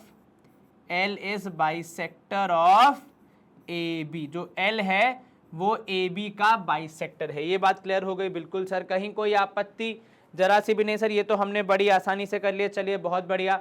अब L बाइसेक्टर है AB का और L परपेंडिकुलर है AB के, तो मेरे सवाल में जो दो चीज दी थी कि एक परपेंडिकुलर और दूसरा बाइसेक्टर, दोनों मैंने फिलहाल तो यूज कर लिए। तीसरी चीज मैं कहां से लाऊंगा, क्योंकि मुझे मिनिमम 3 चीज तो चाहिए, और कोई एंगल के बारे में जानकारी है नहीं। अगर दूसरी साइड की बात करें तो AP और BP को तो मुझे बराबर प्रूव ही करना है, तो यहां पे यूज नहीं कर सकता। जो तीसरी साइड बच रही है वो है हमारी CP। यहां पे हम लिख सकते हैं कि CP जो कि पहले ट्राइंगल का भी हिस्सा है वो बराबर होगी CP के, क्योंकि हूबहू दूसरे ट्राइंगल का भी हिस्सा है, और इसको हम कहते हैं गणित की भाषा में कॉमन साइड। भाई अगर तुम दोनों में कॉमन हो तो उसमें हमारी गलती थोड़ी है, तुम दोनों के लिए बराबर हो, है कि नहीं, क्योंकि एग्जैक्टली वैसे यहां हो वैसे वहां भी हो, तो दोनों को हम इसमें हम उसको यूज कर सकते हैं। अब अगर मैं चित्र के माध्यम से देखूं तो ये वाली जो साइड है वो इसके बराबर है, ये वाला एंगल 90 है तो इधर का एंगल भी 90 है, और ये वाली साइड और इधर वाली साइड बराबर हो गए। तो अगर मैं पैटर्न देखूं तो एक साइड, एक एंगल और एक और साइड आपस में आ रहे हैं इक्वल, करस्पॉन्डिंग मतलब है ना, करस्पॉन्डिंग साइड्स आ रही है या करस्पॉन्डिंग एंगल्स आ रहे हैं इक्वल। तो यहाँ पे मैं क्या लिखूंगा कि देयरफॉर, एज अ कंक्लूजन में यहाँ पे लिख सकता हूं कि देयरफॉर क्या होगा यहाँ पे, therefore triangle ACP is congruent to with the proper sign, तो equal to sign and a wave is congruent to triangle BCP, और आपका रीजन क्या होगा यहाँ पे ब्रैकेट में आप लिखोगे बिकॉज ऑफ SAS रूल। अगर मैं ऊपर चेक भी करूं एक बार जो पैटर्न में लिखा है मैंने, तो भैया देखो एक ये साइड मिल गई, एक यहाँ पे एंगल मिल गया, और ये एक और साइड मिल गई, तो SS स्टैब्लिश तो हो रहा है। ठीक है, अब इसी के बाद मैं लिखूंगा यहाँ पे कि भैया CPCT की सहायता से अपन यहाँ पे काम कर लेते हैं आगे कंटिन्यू। तो अगर मैं यहाँ पे देखूं आगे क्या लिखूंगा मैं, तो सर मैं यहाँ पे बोलूंगा कि देखिए आपके दोनों ट्राइंगल हो गए कॉन्ग्रुएंट, अब कौन किसके बराबर होगा, तो सर हमने 3 चीजें बराबर प्रूव कर दी हैं, बाकी 3 में से जो भी काम किए हैं उनको हम ले लेते हैं। तो मैं यहाँ पे लिखूंगा भैया AP is equal to BP, तो यहाँ पे आपने लिख दिया कि नाव, ठीक है, हिंदी वाली नाव नहीं है भैया, ये अंग्रेजी वाला नाव है अब, ठीक है, तो now AP is equals to BP, ठीक है, ये हमने कहां से निकाला, तो उसका रीजन होगा सर CPCT, यानी corresponding part of congruent triangles, क्योंकि 2 ट्राइंगल्स कॉन्ग्रुएंट हो गए और 3 ही चीजों के सहारे से हो गए, तो बाकी बची हुई चीजों पे भैया क्या कॉन्ग्रुएंस नहीं लगेगी क्या, बिल्कुल लगेगी, तो वो बराबर होंगे क्या, बिल्कुल होंगे सर, तो AP बराबर BP होंगे, और यहीं से हम बोल सकते हैं कि therefore P is equidistant from both A and B, from A and B। चलिए ये बात क्लियर हो गई बिल्कुल सर, कहीं कोई आपत्ति जरा सी भी नहीं सर, इजीली हो गया ये वाला क्वेश्चन, ये वाला एग्जांपल। हाँ जी सर, बहुत बढ़िया। चलिए मूविंग अहेड, यहाँ पे हम देखते हैं, ये तो हमने कुछ क्वेश्चन किया। अब यहाँ पे बात देखो, now let us construct two triangles, ठीक है, whose sides are 4 centimetre and 5 centimetre and one of the angles is 50 centimetre. देखो यहाँ पे चित्र दिया है। फर्क क्या है, अभी तक हमने जितने क्वेश्चन किए थे उसमें हमने क्या किया था, उसमें हमने क्या देखा था कि ये जो एंगल है ये बीच में है, अब ये एंगल थोड़ा सा इधर आ गया है, ठीक है। यहाँ पे भी एंगल पहले वो दोनों साइड के बीच में था, लेकिन अब वहां पे नहीं, अब थोड़ा सा दूसरी जगह हमने बनाया ताकि हम कुछ और, क्योंकि देखो एक ही क्राइटेरिया से कब तक सवाल सॉल्व करेंगे, अगर हमारे पास और टूल्स हो जाएं तो कितना इजी हो जाएगा हमारे लिए, है कि नहीं। तो यहां पे अगर आप देखोगे लिखा भी है कि भैया क्या फर्क है, तो इसमें आपकी दो साइड्स तो है, ठीक है, एक 4 सेंटीमीटर की, एक 5 सेंटीमीटर की, और दोनों ट्राइंगल्स में है, ठीक है, लेकिन जो एंगल है 50 डिग्री का वो नॉट इंक्लूडेड है। अब बड़ा सवाल ये है कि अगर ये इंक्लूडेड नहीं है तो क्या हम इन ट्राइंगल्स के बारे में टिप्पणी कर सकते हैं कि ये दोनों ट्राइंगल्स कॉन्ग्रुएंट हैं। इस बात पे हमें जरा चर्चा करनी है। तो बेसिकली हम यहाँ पे क्या एक्सप्लोर कर रहे हैं कि अब तक तो हमने एक क्राइटेरिया SAS पर बेस्ड ही कॉन्सेप्ट सीखा, उसी को हमने वहां पे 2 क्वेश्चन भी सॉल्व किए, लेकिन अगर इसको मैं थोड़ा सा ज्ञान को और आगे बढ़ाऊं, अगर कुछ नए और क्राइटेरिया ढूंढने की कोशिश करूं तो क्या मैं उसमें सफल हो पाऊंगा, या फिर इस एक क्राइटेरिया के सहारे ही अपन को जीवन काटना पड़ेगा, है ना। क्योंकि देखो जितने ज्यादा अस्त्र शस्त्र हमारे जेब में होंगे उतने ज्यादा हम अच्छे से चीजों को, क्वेश्चंस को, प्रॉब्लम्स को फेस कर पाएंगे, है कि नहीं। चलो देखो यहाँ पे क्या होगा, notice that the two triangles are not congruent. अगर मैं यहाँ पे कंपेयर करूं तो जैसा हमने काट कूट के जो भी अगर आप कंपेयर करेंगे तो शायद आपको यहाँ पे दिखेगा कि कट कट के ओवरलैप करने पे शायद जो वो 2 ट्राइंगल्स है वो आपको कॉन्ग्रुएंट ना मिले। Repeat this activity with more pair of triangles, इसको और ट्राइंगल्स के साथ करो। You will observe that for triangles to be congruent it is very important that equal angles are included between the pair of sides।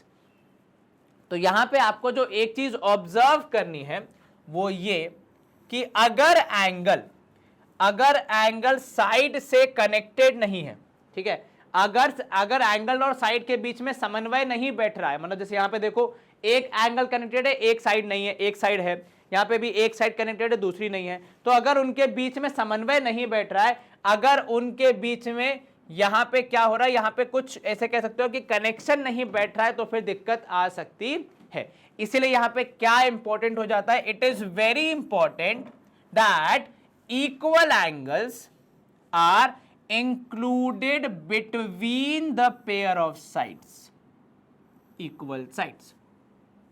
So SAS congruence rule does not hold but ASS या फिर SSA rule, मतलब आप ये नहीं कर सकते कि sir जो आपने पैटर्न बताया है इसको मैं डिस्टर्ब कर दूं, एंगल को ऊपर नीचे आगे पीछे या तो कभी आगे ले जाऊं या तो कभी पीछे ले जाऊं बीच में से हटा के, तो वो काम हो जाएगा। नहीं, ऐसा नहीं होता। ये कोई शादी की पार्टी नहीं चल रही है कि पहले तुमने गोलगप्पे खा लिए, फिर तुमने डेजर्ट खा लिया, फिर तुमने मेन कोर्स खा लिया, तब भी तुम्हारा खाना हजम हो जाएगा। नहीं भैया, ऐसा नहीं होगा। यहाँ पे आपको एक फिक्स पैटर्न में ही चलना है, ठीक है, ये बात क्लियर हो गई। अब अगर वहां पे आपको मान लो पार्टी में ऐसा है कि आपको वो ही सर्व करेंगे, तो फिर आप बैठे रहोगे, वो आपको पहले वो खिलाएंगे, स्नैक्स खिलाएंगे, फिर मेन कोर्स खिलाएंगे, फिर ही डेजर्ट खिलाएंगे। आप चाहे रोते रहो कि मेरे को डेजर्ट खाने, वो क्या बोलेंगे, भैया देखो डेजर्ट अभी नहीं आएंगे, लास्ट में ही दिए जाएंगे। बात समझ में आ गई।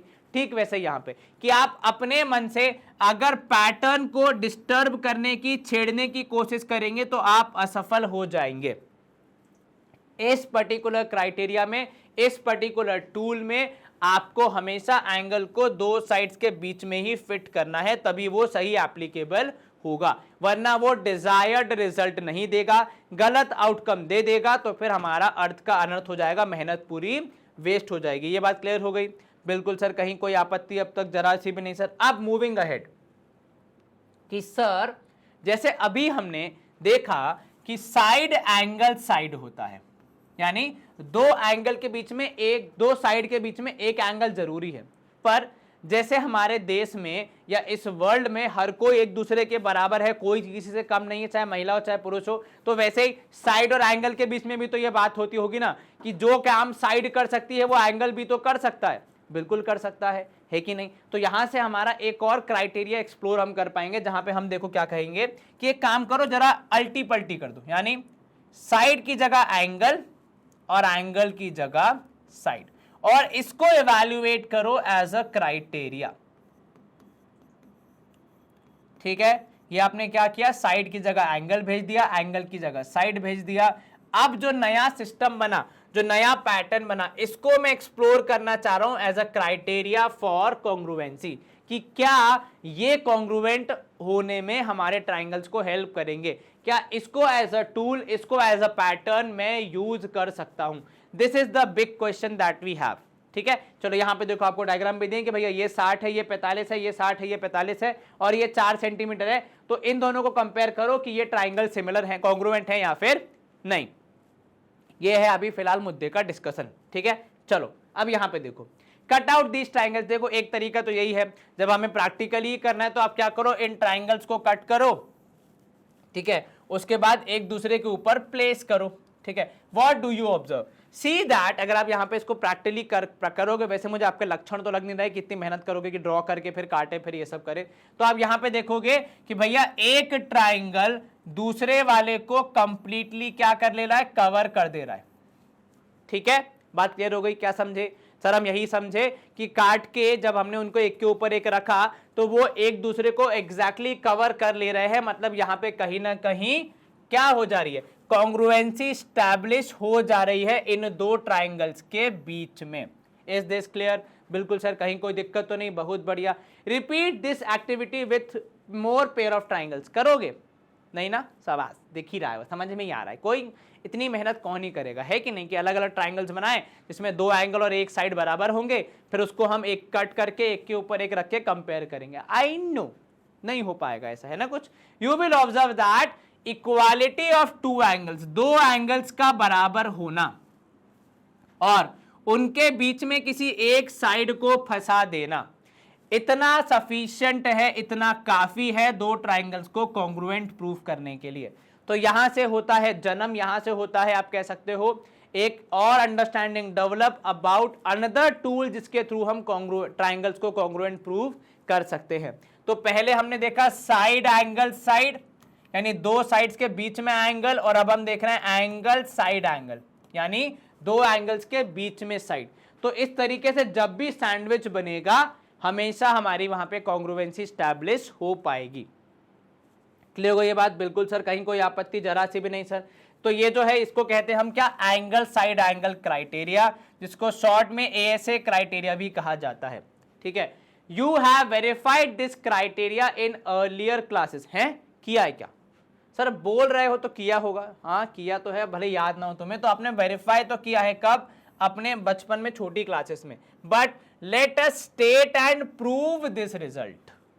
तो आपने पहले जब किया होगा ना, तो उसमें क्या किया होगा, आपने वहां पे ऐसे ही एक्टिविटी करके कटवट करके एक के ऊपर एक रख के उसको देखा होगा कि हाँ ये प्रैक्टिकली तो हो रहा है। लेकिन अभी हम क्या करेंगे, इसका जो रिजल्ट है, इसका जो स्टेटमेंट है उसको समझेंगे, फिर उसको प्रूव करेंगे कि हाँ भैया एक्चुअली ये होता है। ठीक है, since this result can be proved, क्योंकि ये रिजल्ट आप प्रूव कर सकते हो, since this result can be proved, इसको हम थ्योरम कहते हैं। ठीक है, and to prove it we use SAS axiom.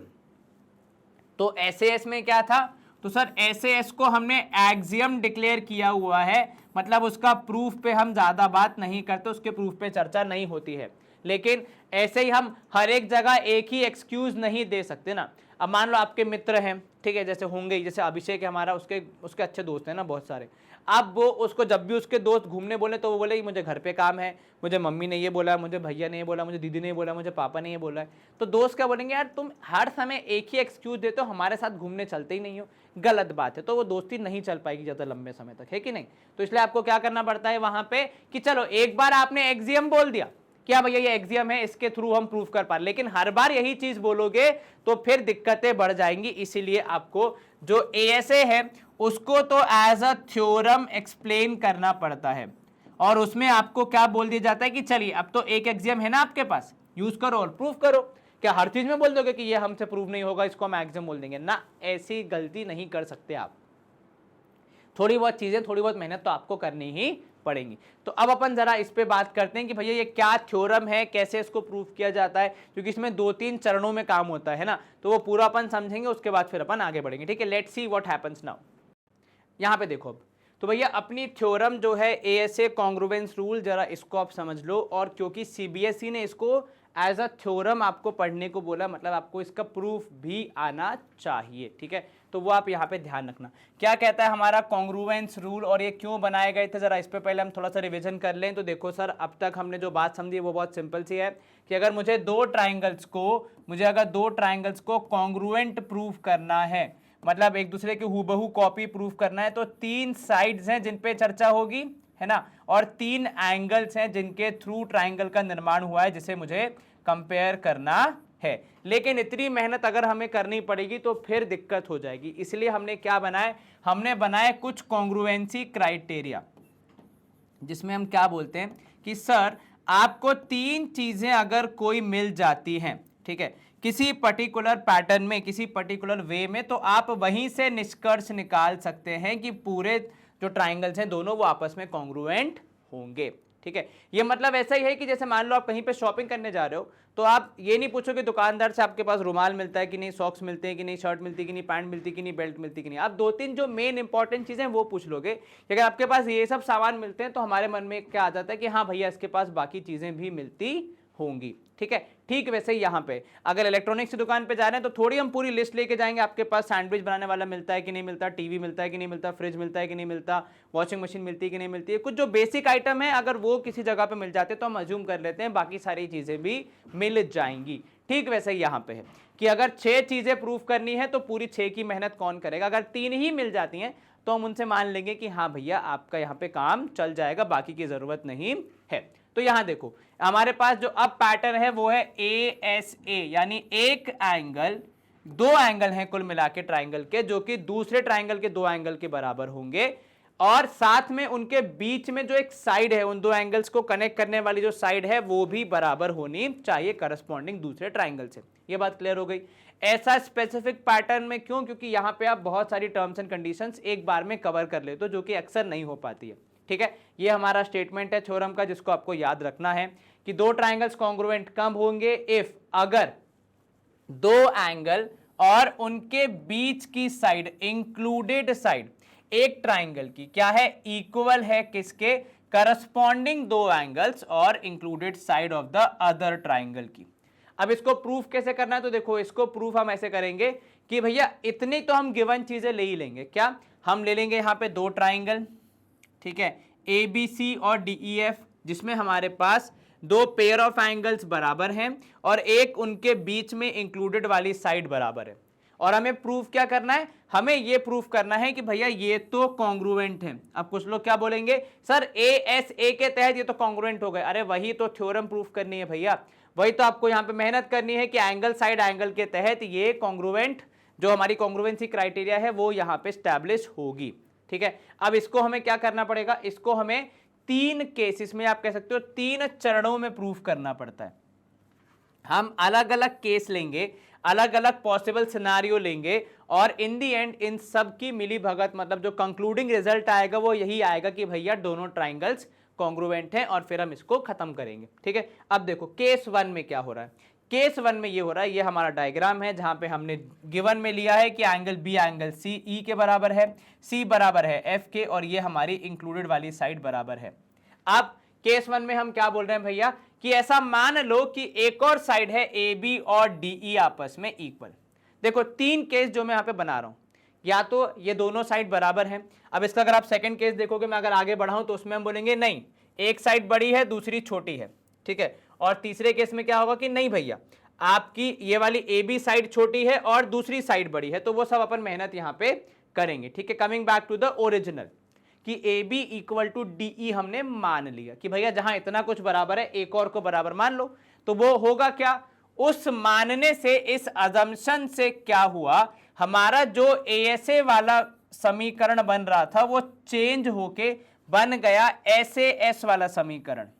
तो अगर ऐसा होता है कि कोई एक पेयर ऑफ साइड्स और बराबर हो जाता है, तब तो डेफिनेटली वो कॉन्ग्रुएंट हो जाएंगे, क्योंकि वहां पे आपको फिर ये कि अजम्पशन से, दूसरा ये गिवन से, और तीसरा ये साइड जो है उसके गिवन से SAS रूल के तहत ट्राइंगल्स मिल जाएंगे कॉन्ग्रुएंट। ये बात क्लियर है? बिल्कुल सर। चलिए मूविंग अहेड, अब दूसरा केस हम कौन सा ले रहे हैं यहाँ पे? दूसरे में हमने बोल दिया कि ठीक है चलो भैया सब चीजें हर दिन एक बराबर नहीं होती, तो अब की बार जो एक ट्राइंगल की साइड है AB वो बड़ी है किससे? DE से। ठीक है, पिछली बार हमने ली थी बराबर क्योंकि हमें पहले गिवन थे दो ट्राइंगल जिसके बारे में जो जानकारी मुझे उपलब्ध थी उससे मैं कॉन्ग्रुएंसी प्रूव नहीं कर पा रहा था, तो मैंने एडिशनल चीजें ली जिसमें मैंने ली एक साइड जिसकी वजह से ट्राइंगल्स कॉन्ग्रुएंट प्रूव हो गए, लेकिन वो बराबर वाली ली। लेकिन हर बार बराबर तो नहीं होंगे, कभी ज्यादा होगा कभी कम होगा, कभी मतलब एक ट्राइंगल की ज्यादा होगी कभी दूसरे वाले की ज्यादा होगी। तो अभी हमने AB ग्रेटर देन DE लिया है। अब क्योंकि मुझे कहीं ना कहीं से कॉन्ग्रुएंसी लानी है तो मैंने क्या किया, मैंने जो कम है उसके बराबर, उसका जितना लेंथ है उसके बराबर एक पॉइंट ढूंढा P और उसको मार्क कर दिया AB पे जो कि बड़ी है। ठीक है, तो मैंने कैसे ढूंढा पॉइंट P जो कि दूसरी वाली छोटी वाली साइड है दूसरे ट्राइंगल की, उसके बराबर तक का एक पॉइंट लेके आया मैं P जो कि था AB पे, जिससे कि मुझे उसके बराबर का एक ट्राइंगल यहां पे मिल गया। देखो ये ऐसा बना PBC जो कि हो जाएगा, अगर हम अभी यहां पे इसको कोशिश करेंगे प्रूफ करने की, DEF के कॉन्ग्रुएंट। तो मूविंग अहेड, अब जब आपने वो पॉइंट कंस्ट्रक्शन से बनाया है तो वो बराबर तो होगा, B और E बराबर हैं ये हमें गिवन है, BC और EF बराबर हैं ये भी हमें गिवन है। तो इससे मुझे कंक्लूजन में क्या मिला कि जो हमारा ट्राइंगल PBC है वो कॉन्ग्रुएंट है DEF के। और अब की बार मैंने कौन सा रूल यूज किया, तो SAS एक्सियम का ही इस्तेमाल किया मैंने यहाँ पे। ठीक है, कैसे हुआ, तो सर आपने एक केस ले जहां पे साइड बराबर नहीं है, एक बड़ी थी तो जो बड़ी वाली साइड थी उसमें मैंने जो दूसरा ट्राइंगल है उसको फिट करने के लिए उसी के बराबर का एक पॉइंट लेके आ गया था जिससे इजीली ट्राइंगल्स कॉन्ग्रुएंट प्रूव हो गए। अब आता है ट्विस्ट, अब जब ट्राइंगल्स कॉन्ग्रुएंट प्रूव हो रहे हैं तो एंगल्स आपस में इक्वल होंगे। ठीक है ना, तो अब मैं यहां पे क्या बोल रहा हूं, अगर आप वापस जाओगे चित्र पे तो अब मैं बोल रहा हूं कि CPCT से ये वाला एंगल इस बड़े वाले इस छोटे वाले एंगल के बराबर जो कि मैंने कंस्ट्रक्शन से बनाया है। लेकिन मेरा सवाल क्या कह रहा है, मेरा सवाल कह रहा है कि भैया ये जो एंगल C है ओरिजिनल वाला वो भी तो F के बराबर है, ये भी तो आप मान के चल रहे हो। तो यहां समझना प्रूफ में बेसिकली क्या लिखा है, आपने पहले बोला कि ये एंगल इसके बराबर है, ठीक है, फिर आपने अभी प्रूफ करके CPCT से ये बोला कि ये एंगल आपस में इक्वल है, और हमने एक्सियम्स में पढ़ा है कि अगर दो चीजें किसी तीसरी चीज के बराबर हो तो वो दोनों आपस में भी बराबर हो जाती हैं। तो यहां पे कुल मिला के मेरे को जो कहानी समझ में आई ये कि ये जो छोटा वाला एंगल दिख रहा है वो बड़े वाले एंगल के बराबर होगा। सर चित्र में ही दिख रहा है बराबर नहीं है, भाई अगर चित्र में दिख रहा है बराबर नहीं है मतलब कुछ ना कुछ गड़बड़ तो है। अब वो गड़बड़ क्या है, गड़बड़ ये है सर कि अगर दोनों एंगल बराबर हैं तो वो उसी परिस्थिति में हो सकते हैं कि जब ये जो लाइन P है, जो लाइन सेगमेंट P है ना, ये सड़क के DA के ऊपर आ जाए तभी ये दोनों एंगल बराबर हो सकते हैं। मतलब हमने जो कंस्ट्रक्शन किया था वो फॉल्टी था, ये जो लाइन है ये A के बराबर होगी तभी वो दोनों एंगल्स जो कि अलग से डायग्राम में ही दिख रहे हैं दूर दूर हैं उनको अगर मुझे बराबर घोषित करना ही है तो वो उस लाइन को एक ही जगह पे आना पड़ेगा, मतलब चीजों को आपस में बराबर होना पड़ेगा तभी मेरा काम हो पाएगा। देखो यहाँ पे लिखा भी है, क्या लिखा है यहाँ पे कि ये आपने प्रूफ किया किससे, ये आपने प्रूफ किया CPCT से, है ना, ये आपको था गिवन। अब अगर दो चीजें बराबर हैं, ये क्या था भैया, ये था गिवन, तो अब दोनों क्योंकि DFE के बराबर है जो कि हमने चित्र के माध्यम से भी समझा, तो ये दोनों आपस में क्या हो गए, दोनों आपस में भी हो गए इक्वल। लेकिन क्या ऐसा पॉसिबल है, ऐसा तभी पॉसिबल है, देखो इसने भी बोला क्योंकि चित्र में देख के समझ में आ रहा है कि कुछ ना कुछ तो गड़बड़ है। तो ऐसा कब पॉसिबल है, possible only if P coincides with A, मतलब पॉइंट P और पॉइंट A एक ही जगह पे है।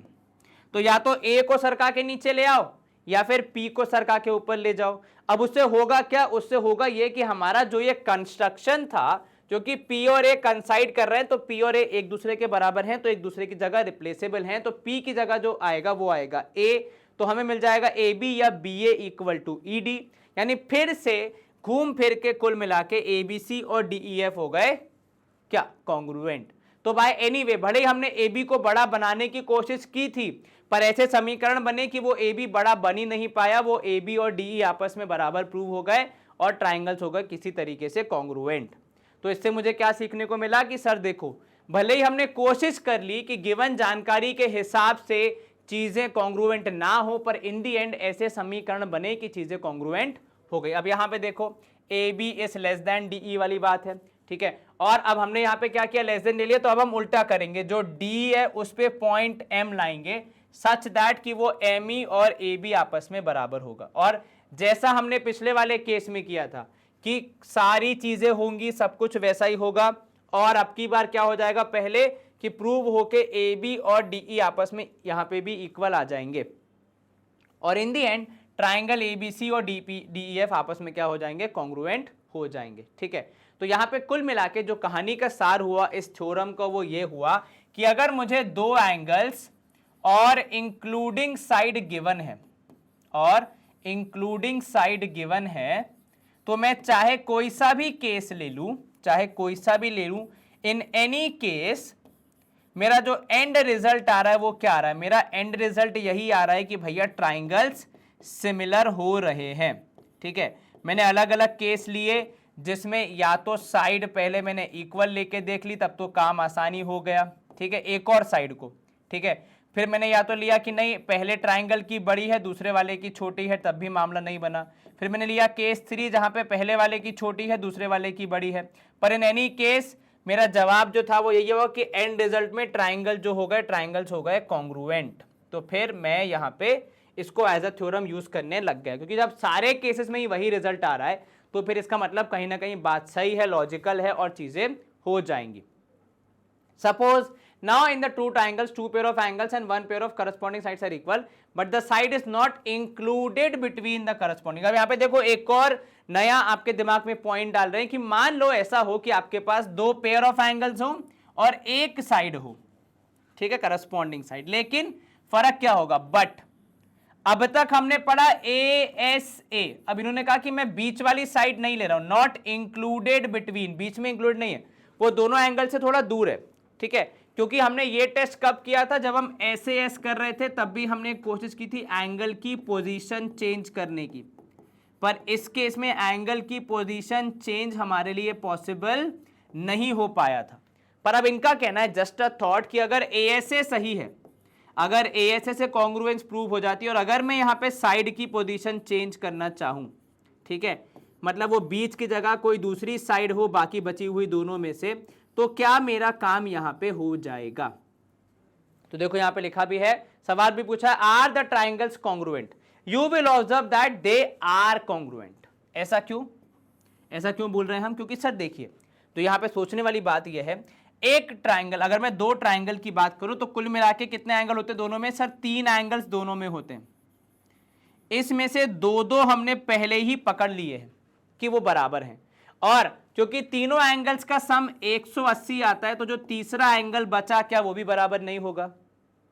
तो कहीं ना कहीं जो बीच वाली साइड है जिसकी आपने पोजीशन चेंज करने की कोशिश की है, वो किसी दूसरे सिनेरियो में वापस एएसए के मोल्ड में आ गई है। तो मैं यहां पे लेकिन इतनी मेहनत नहीं करता हूं, मैं वहां पे अलाउ कर देता हूं कि ठीक है भैया, आप एएसए को एंगल साइड अगर सिनेरियो बनता है तो उससे भी यूज करके अपनी कॉन्ग्रुएंसी प्रूव कर सकते हैं, क्योंकि उनको भी पता है कि अगर दो एंगल्स करस्पॉन्डिंग दो एंगल्स के बराबर आ जाएंगे तो तीसरा एंगल भी ऑटोमेटिकली बराबर होगा। तो कहीं ना कहीं ये वाली साइड वो इंक्लूडिंग वाली साइड ही है, बस दिख नहीं रहा है, और शायद इतनी मेहनत हमें करनी ना पड़े क्योंकि ये अंडरस्टैंडेबल वाली बात है, इसलिए यहां पे काम चल जाता है, ठीक है। तो यहां देखो वही वो बात लिखी है कि अगर अगर आपके दो पेयर इक्वल हैं तो अल्टीमेटली थर्ड पेयर भी इक्वल होगा। तो कुल मिला के भले ही वो साइड अभी आपको इंक्लूडिंग नहीं दिख रही है, बीच में नहीं दिख रही है वो, पर कहीं ना कहीं वो किसी ना किसी तरीके से बीच वाली साइड ही है, इसलिए हम इसको एंगल साइड आपका कॉन्ग्रुएंसी रूल कहते हैं। तो अब तक हमने कितने रूल पढ़ लिए, 3 पढ़ लिए, पहला SAS, दूसरा एंगल साइड एंगल, और तीसरा पढ़ा हमने एंगल साइड, जो कि इसी का एक और वर्जन है, क्योंकि आपने यहाँ पे ये एक्सप्लोर कर लिया कि क्योंकि तीनों एंगल्स का सम 180 होगा, तो अगर दो बराबर हो गए तो थर्ड पेयर भी इक्वल हो ही जाएगा। चलो गुड टू गो है ये बात। अब यहाँ पे आप चाहो तो एक्टिविटी करके देख सकते हो, ठीक है, दो ट्राइंगल्स विद एंगल 40, 50 एंड 90, ठीक है। इस एक्टिविटी को जब आप करोगे you in fact you can draw as many triangles as you want with different length of sides, अलग अलग length of sides के साथ आप draw कर सकते हो. Observe that the triangles may or may not be congruent to each other, so equality of angles is not sufficient for the congruence of angles. यहाँ पे उन्होंने क्या बताया कि भले ही आप ऐसे कितने भी केस बना लो जहां पे आपके तीन एंगल्स आपस में इक्वल है, पर अगर आपको कॉन्ग्रुएंस स्टैब्लिश करनी है, अगर आपको कॉन्ग्रुएंस पे चर्चा करनी है तो आपको साइड्स की जरूरत पड़ेगी ही पड़ेगी. तो कॉन्ग्रुएंस ऑफ जो ट्राइंगल्स है वो किस पे डिपेंड करती है? Out of 3 equal parts 1 has to be side. एक साइड तो उसमें होना ही चाहिए. अगर आपको कॉन्ग्रुएंस स्टैब्लिश करनी है तो एक साइड होना ही चाहिए, चाहे वो कोई सा भी रूल आप यूज करो. तीनों एंगल्स होंगे तो तीनों एंगल्स के बराबर होने से उनका शेप या स्ट्रक्चर या बनावट एक जैसी हो सकती है, लेकिन जो आप कह सकते हो साइज है वो ऊपर नीचे हो सकता है सेम एंगल्स रखते हुए भी. इसीलिए यहां पे कहा गया है कि भैया एंगल्स के साथ साथ एक साइड को कम से कम कंसिडर करना ही है, तभी आप कॉन्ग्रुएंस स्टैब्लिश कर पाएंगे. बात हो गई है क्लियर? यहां पे देखो example, line segment A B is parallel to another line segment C D. O is mid point. तो एक तो ए बी पैरेलल है किसके? सी डी के, ये मुझे पता है, और O को इन्होंने डिक्लेयर किया है मिड पॉइंट किसका? ए डी का. अब आपको यहां पे क्या प्रूफ करना है? एक तो ये कि AOB और DOC क्या है? आपस में कॉन्ग्रुएंट है. दूसरा क्या प्रूफ करना है? O जो है उसको मिड पॉइंट करना है किसका? BC का भी. तो AD का तो है ही, वो BC का भी मिड पॉइंट है, ये आपको प्रूफ करना है. ठीक है. अब यहां देखो, सबसे पहले आप क्या लिखोगे? सर गिवन लिख देते हैं. तो गिवन में हम यहां पे मेंशन करेंगे AB is parallel to CD, comma O is mid point of AD. ठीक है. यहां पे आप या फिर ऐसा भी लिख सकते हो कि AB is parallel to CD, bracket में और उसके आगे लिखा मैंने कि AD and BC are transversal. AD and BC are transversal intersecting at O, intersecting at O, comma such that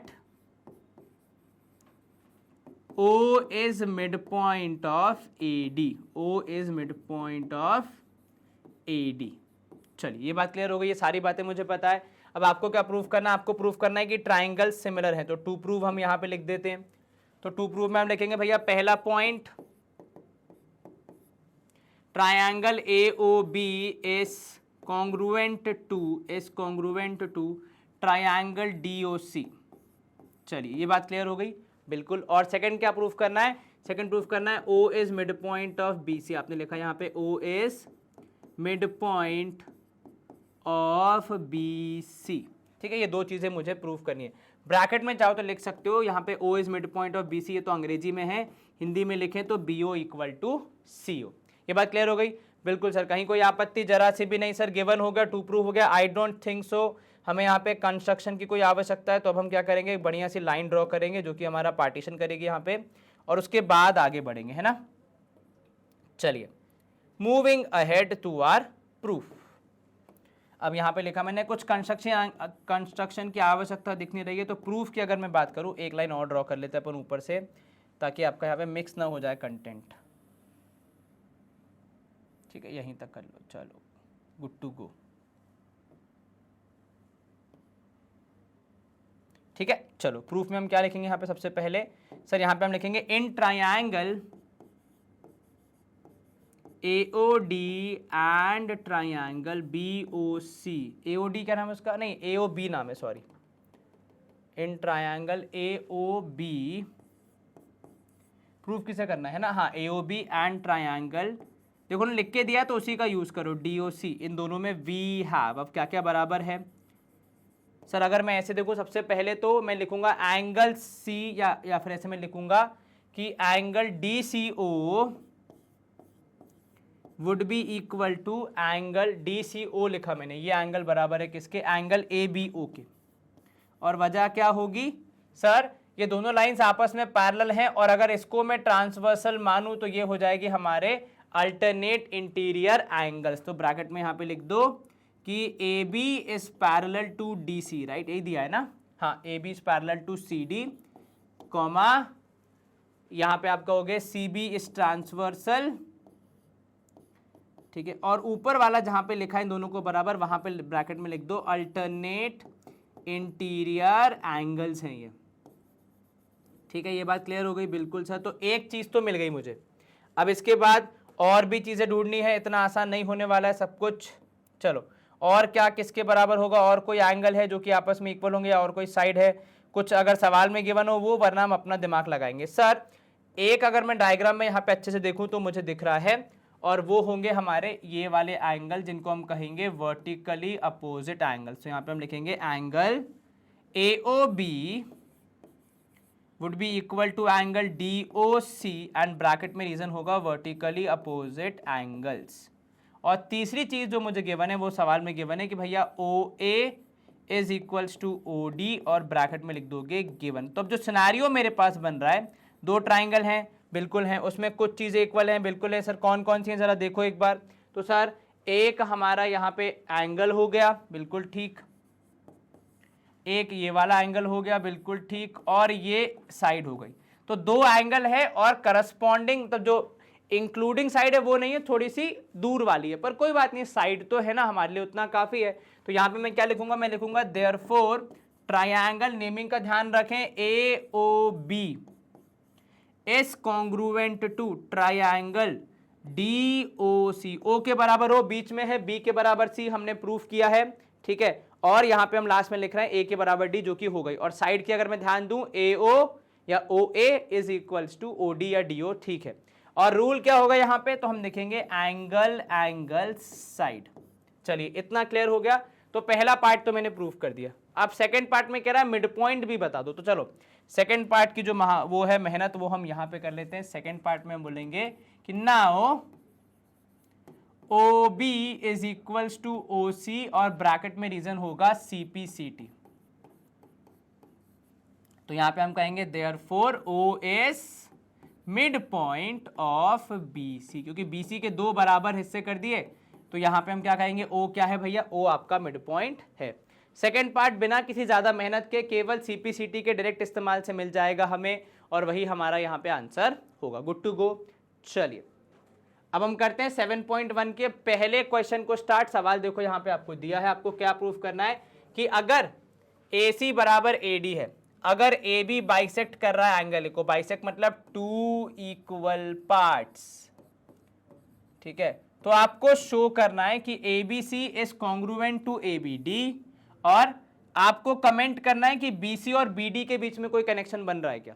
simple direct application of the concept that we have learn. सबसे पहले क्या लिखोगे सर? गिवन लिख लेते हैं। चलिए given में आप यहाँ पे बोलेंगे कि इन ट्रायंगल ABC एंड यहाँ पे लिखोगे सबसे पहले कि AC is equals to AD and AB bisects angle A, या ऐसा भी लिख सकते हो ऊपर कि इन अ क्वाड्रिलैटरल, क्योंकि चार साइड वाला है ABCD, ठीक है। तो गिवन में ऐसा लिख लो, है ना, आपको एक पूरा फ्लो बन जाएगा। तो मैं गिवन को अच्छे से एक बार फिर लिख देता हूँ ऊपर। तो क्या बोला मैंने लिखा भैया देखो सर, गिवन हो जाएगा हमारा यहाँ पे कि इन क्वाड्रिलैटरल, क्योंकि अभी देखा जाए तो वो तो चार साइड वाला क्वाड्रिलैटरल ही है ना, इन क्वाड्रिलैटरल ABCD, इस क्वाड्रिलैटरल में क्या हो रहा है? AC, नहीं नाम देखो ध्यान रखो उन्होंने क्या लिखा है? ACBD लिखा है, तो हम भी वही लिख देते हैं भैया, अपन को कुछ भी रिस्क नहीं लेना है। AC, क्योंकि वो फ्लो में होना जरूरी है। तो AC is equals to AD, ये मुझे पता है एक, दूसरा मुझे पता है AB बाइसेक्स एंगल A।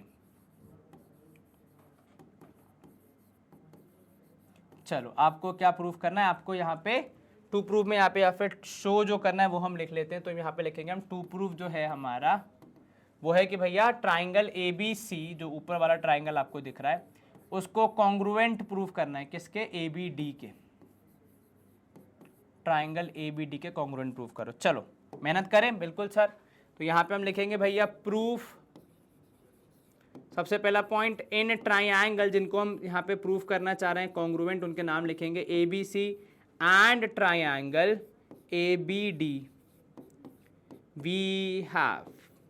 कोशिश करो पैटर्न को पकड़ने की। देखो एक तो लिखा ही है AC बराबर AD, तो लिख देते हैं AC is equal to AD, first thing, और ब्रैकेट में इसका रीजन लिख देते हैं गिवन।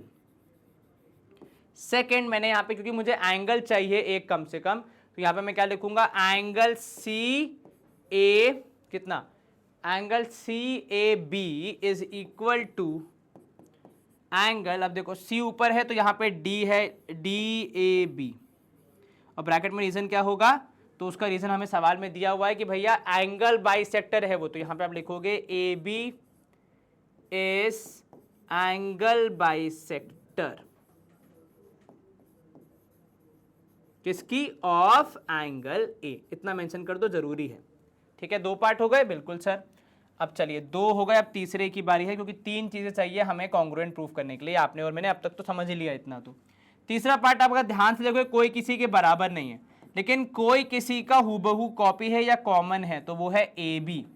तो यहाँ पे हम लिख देंगे A B equals to A B, bracket में लिख दिया कि वो कॉमन है।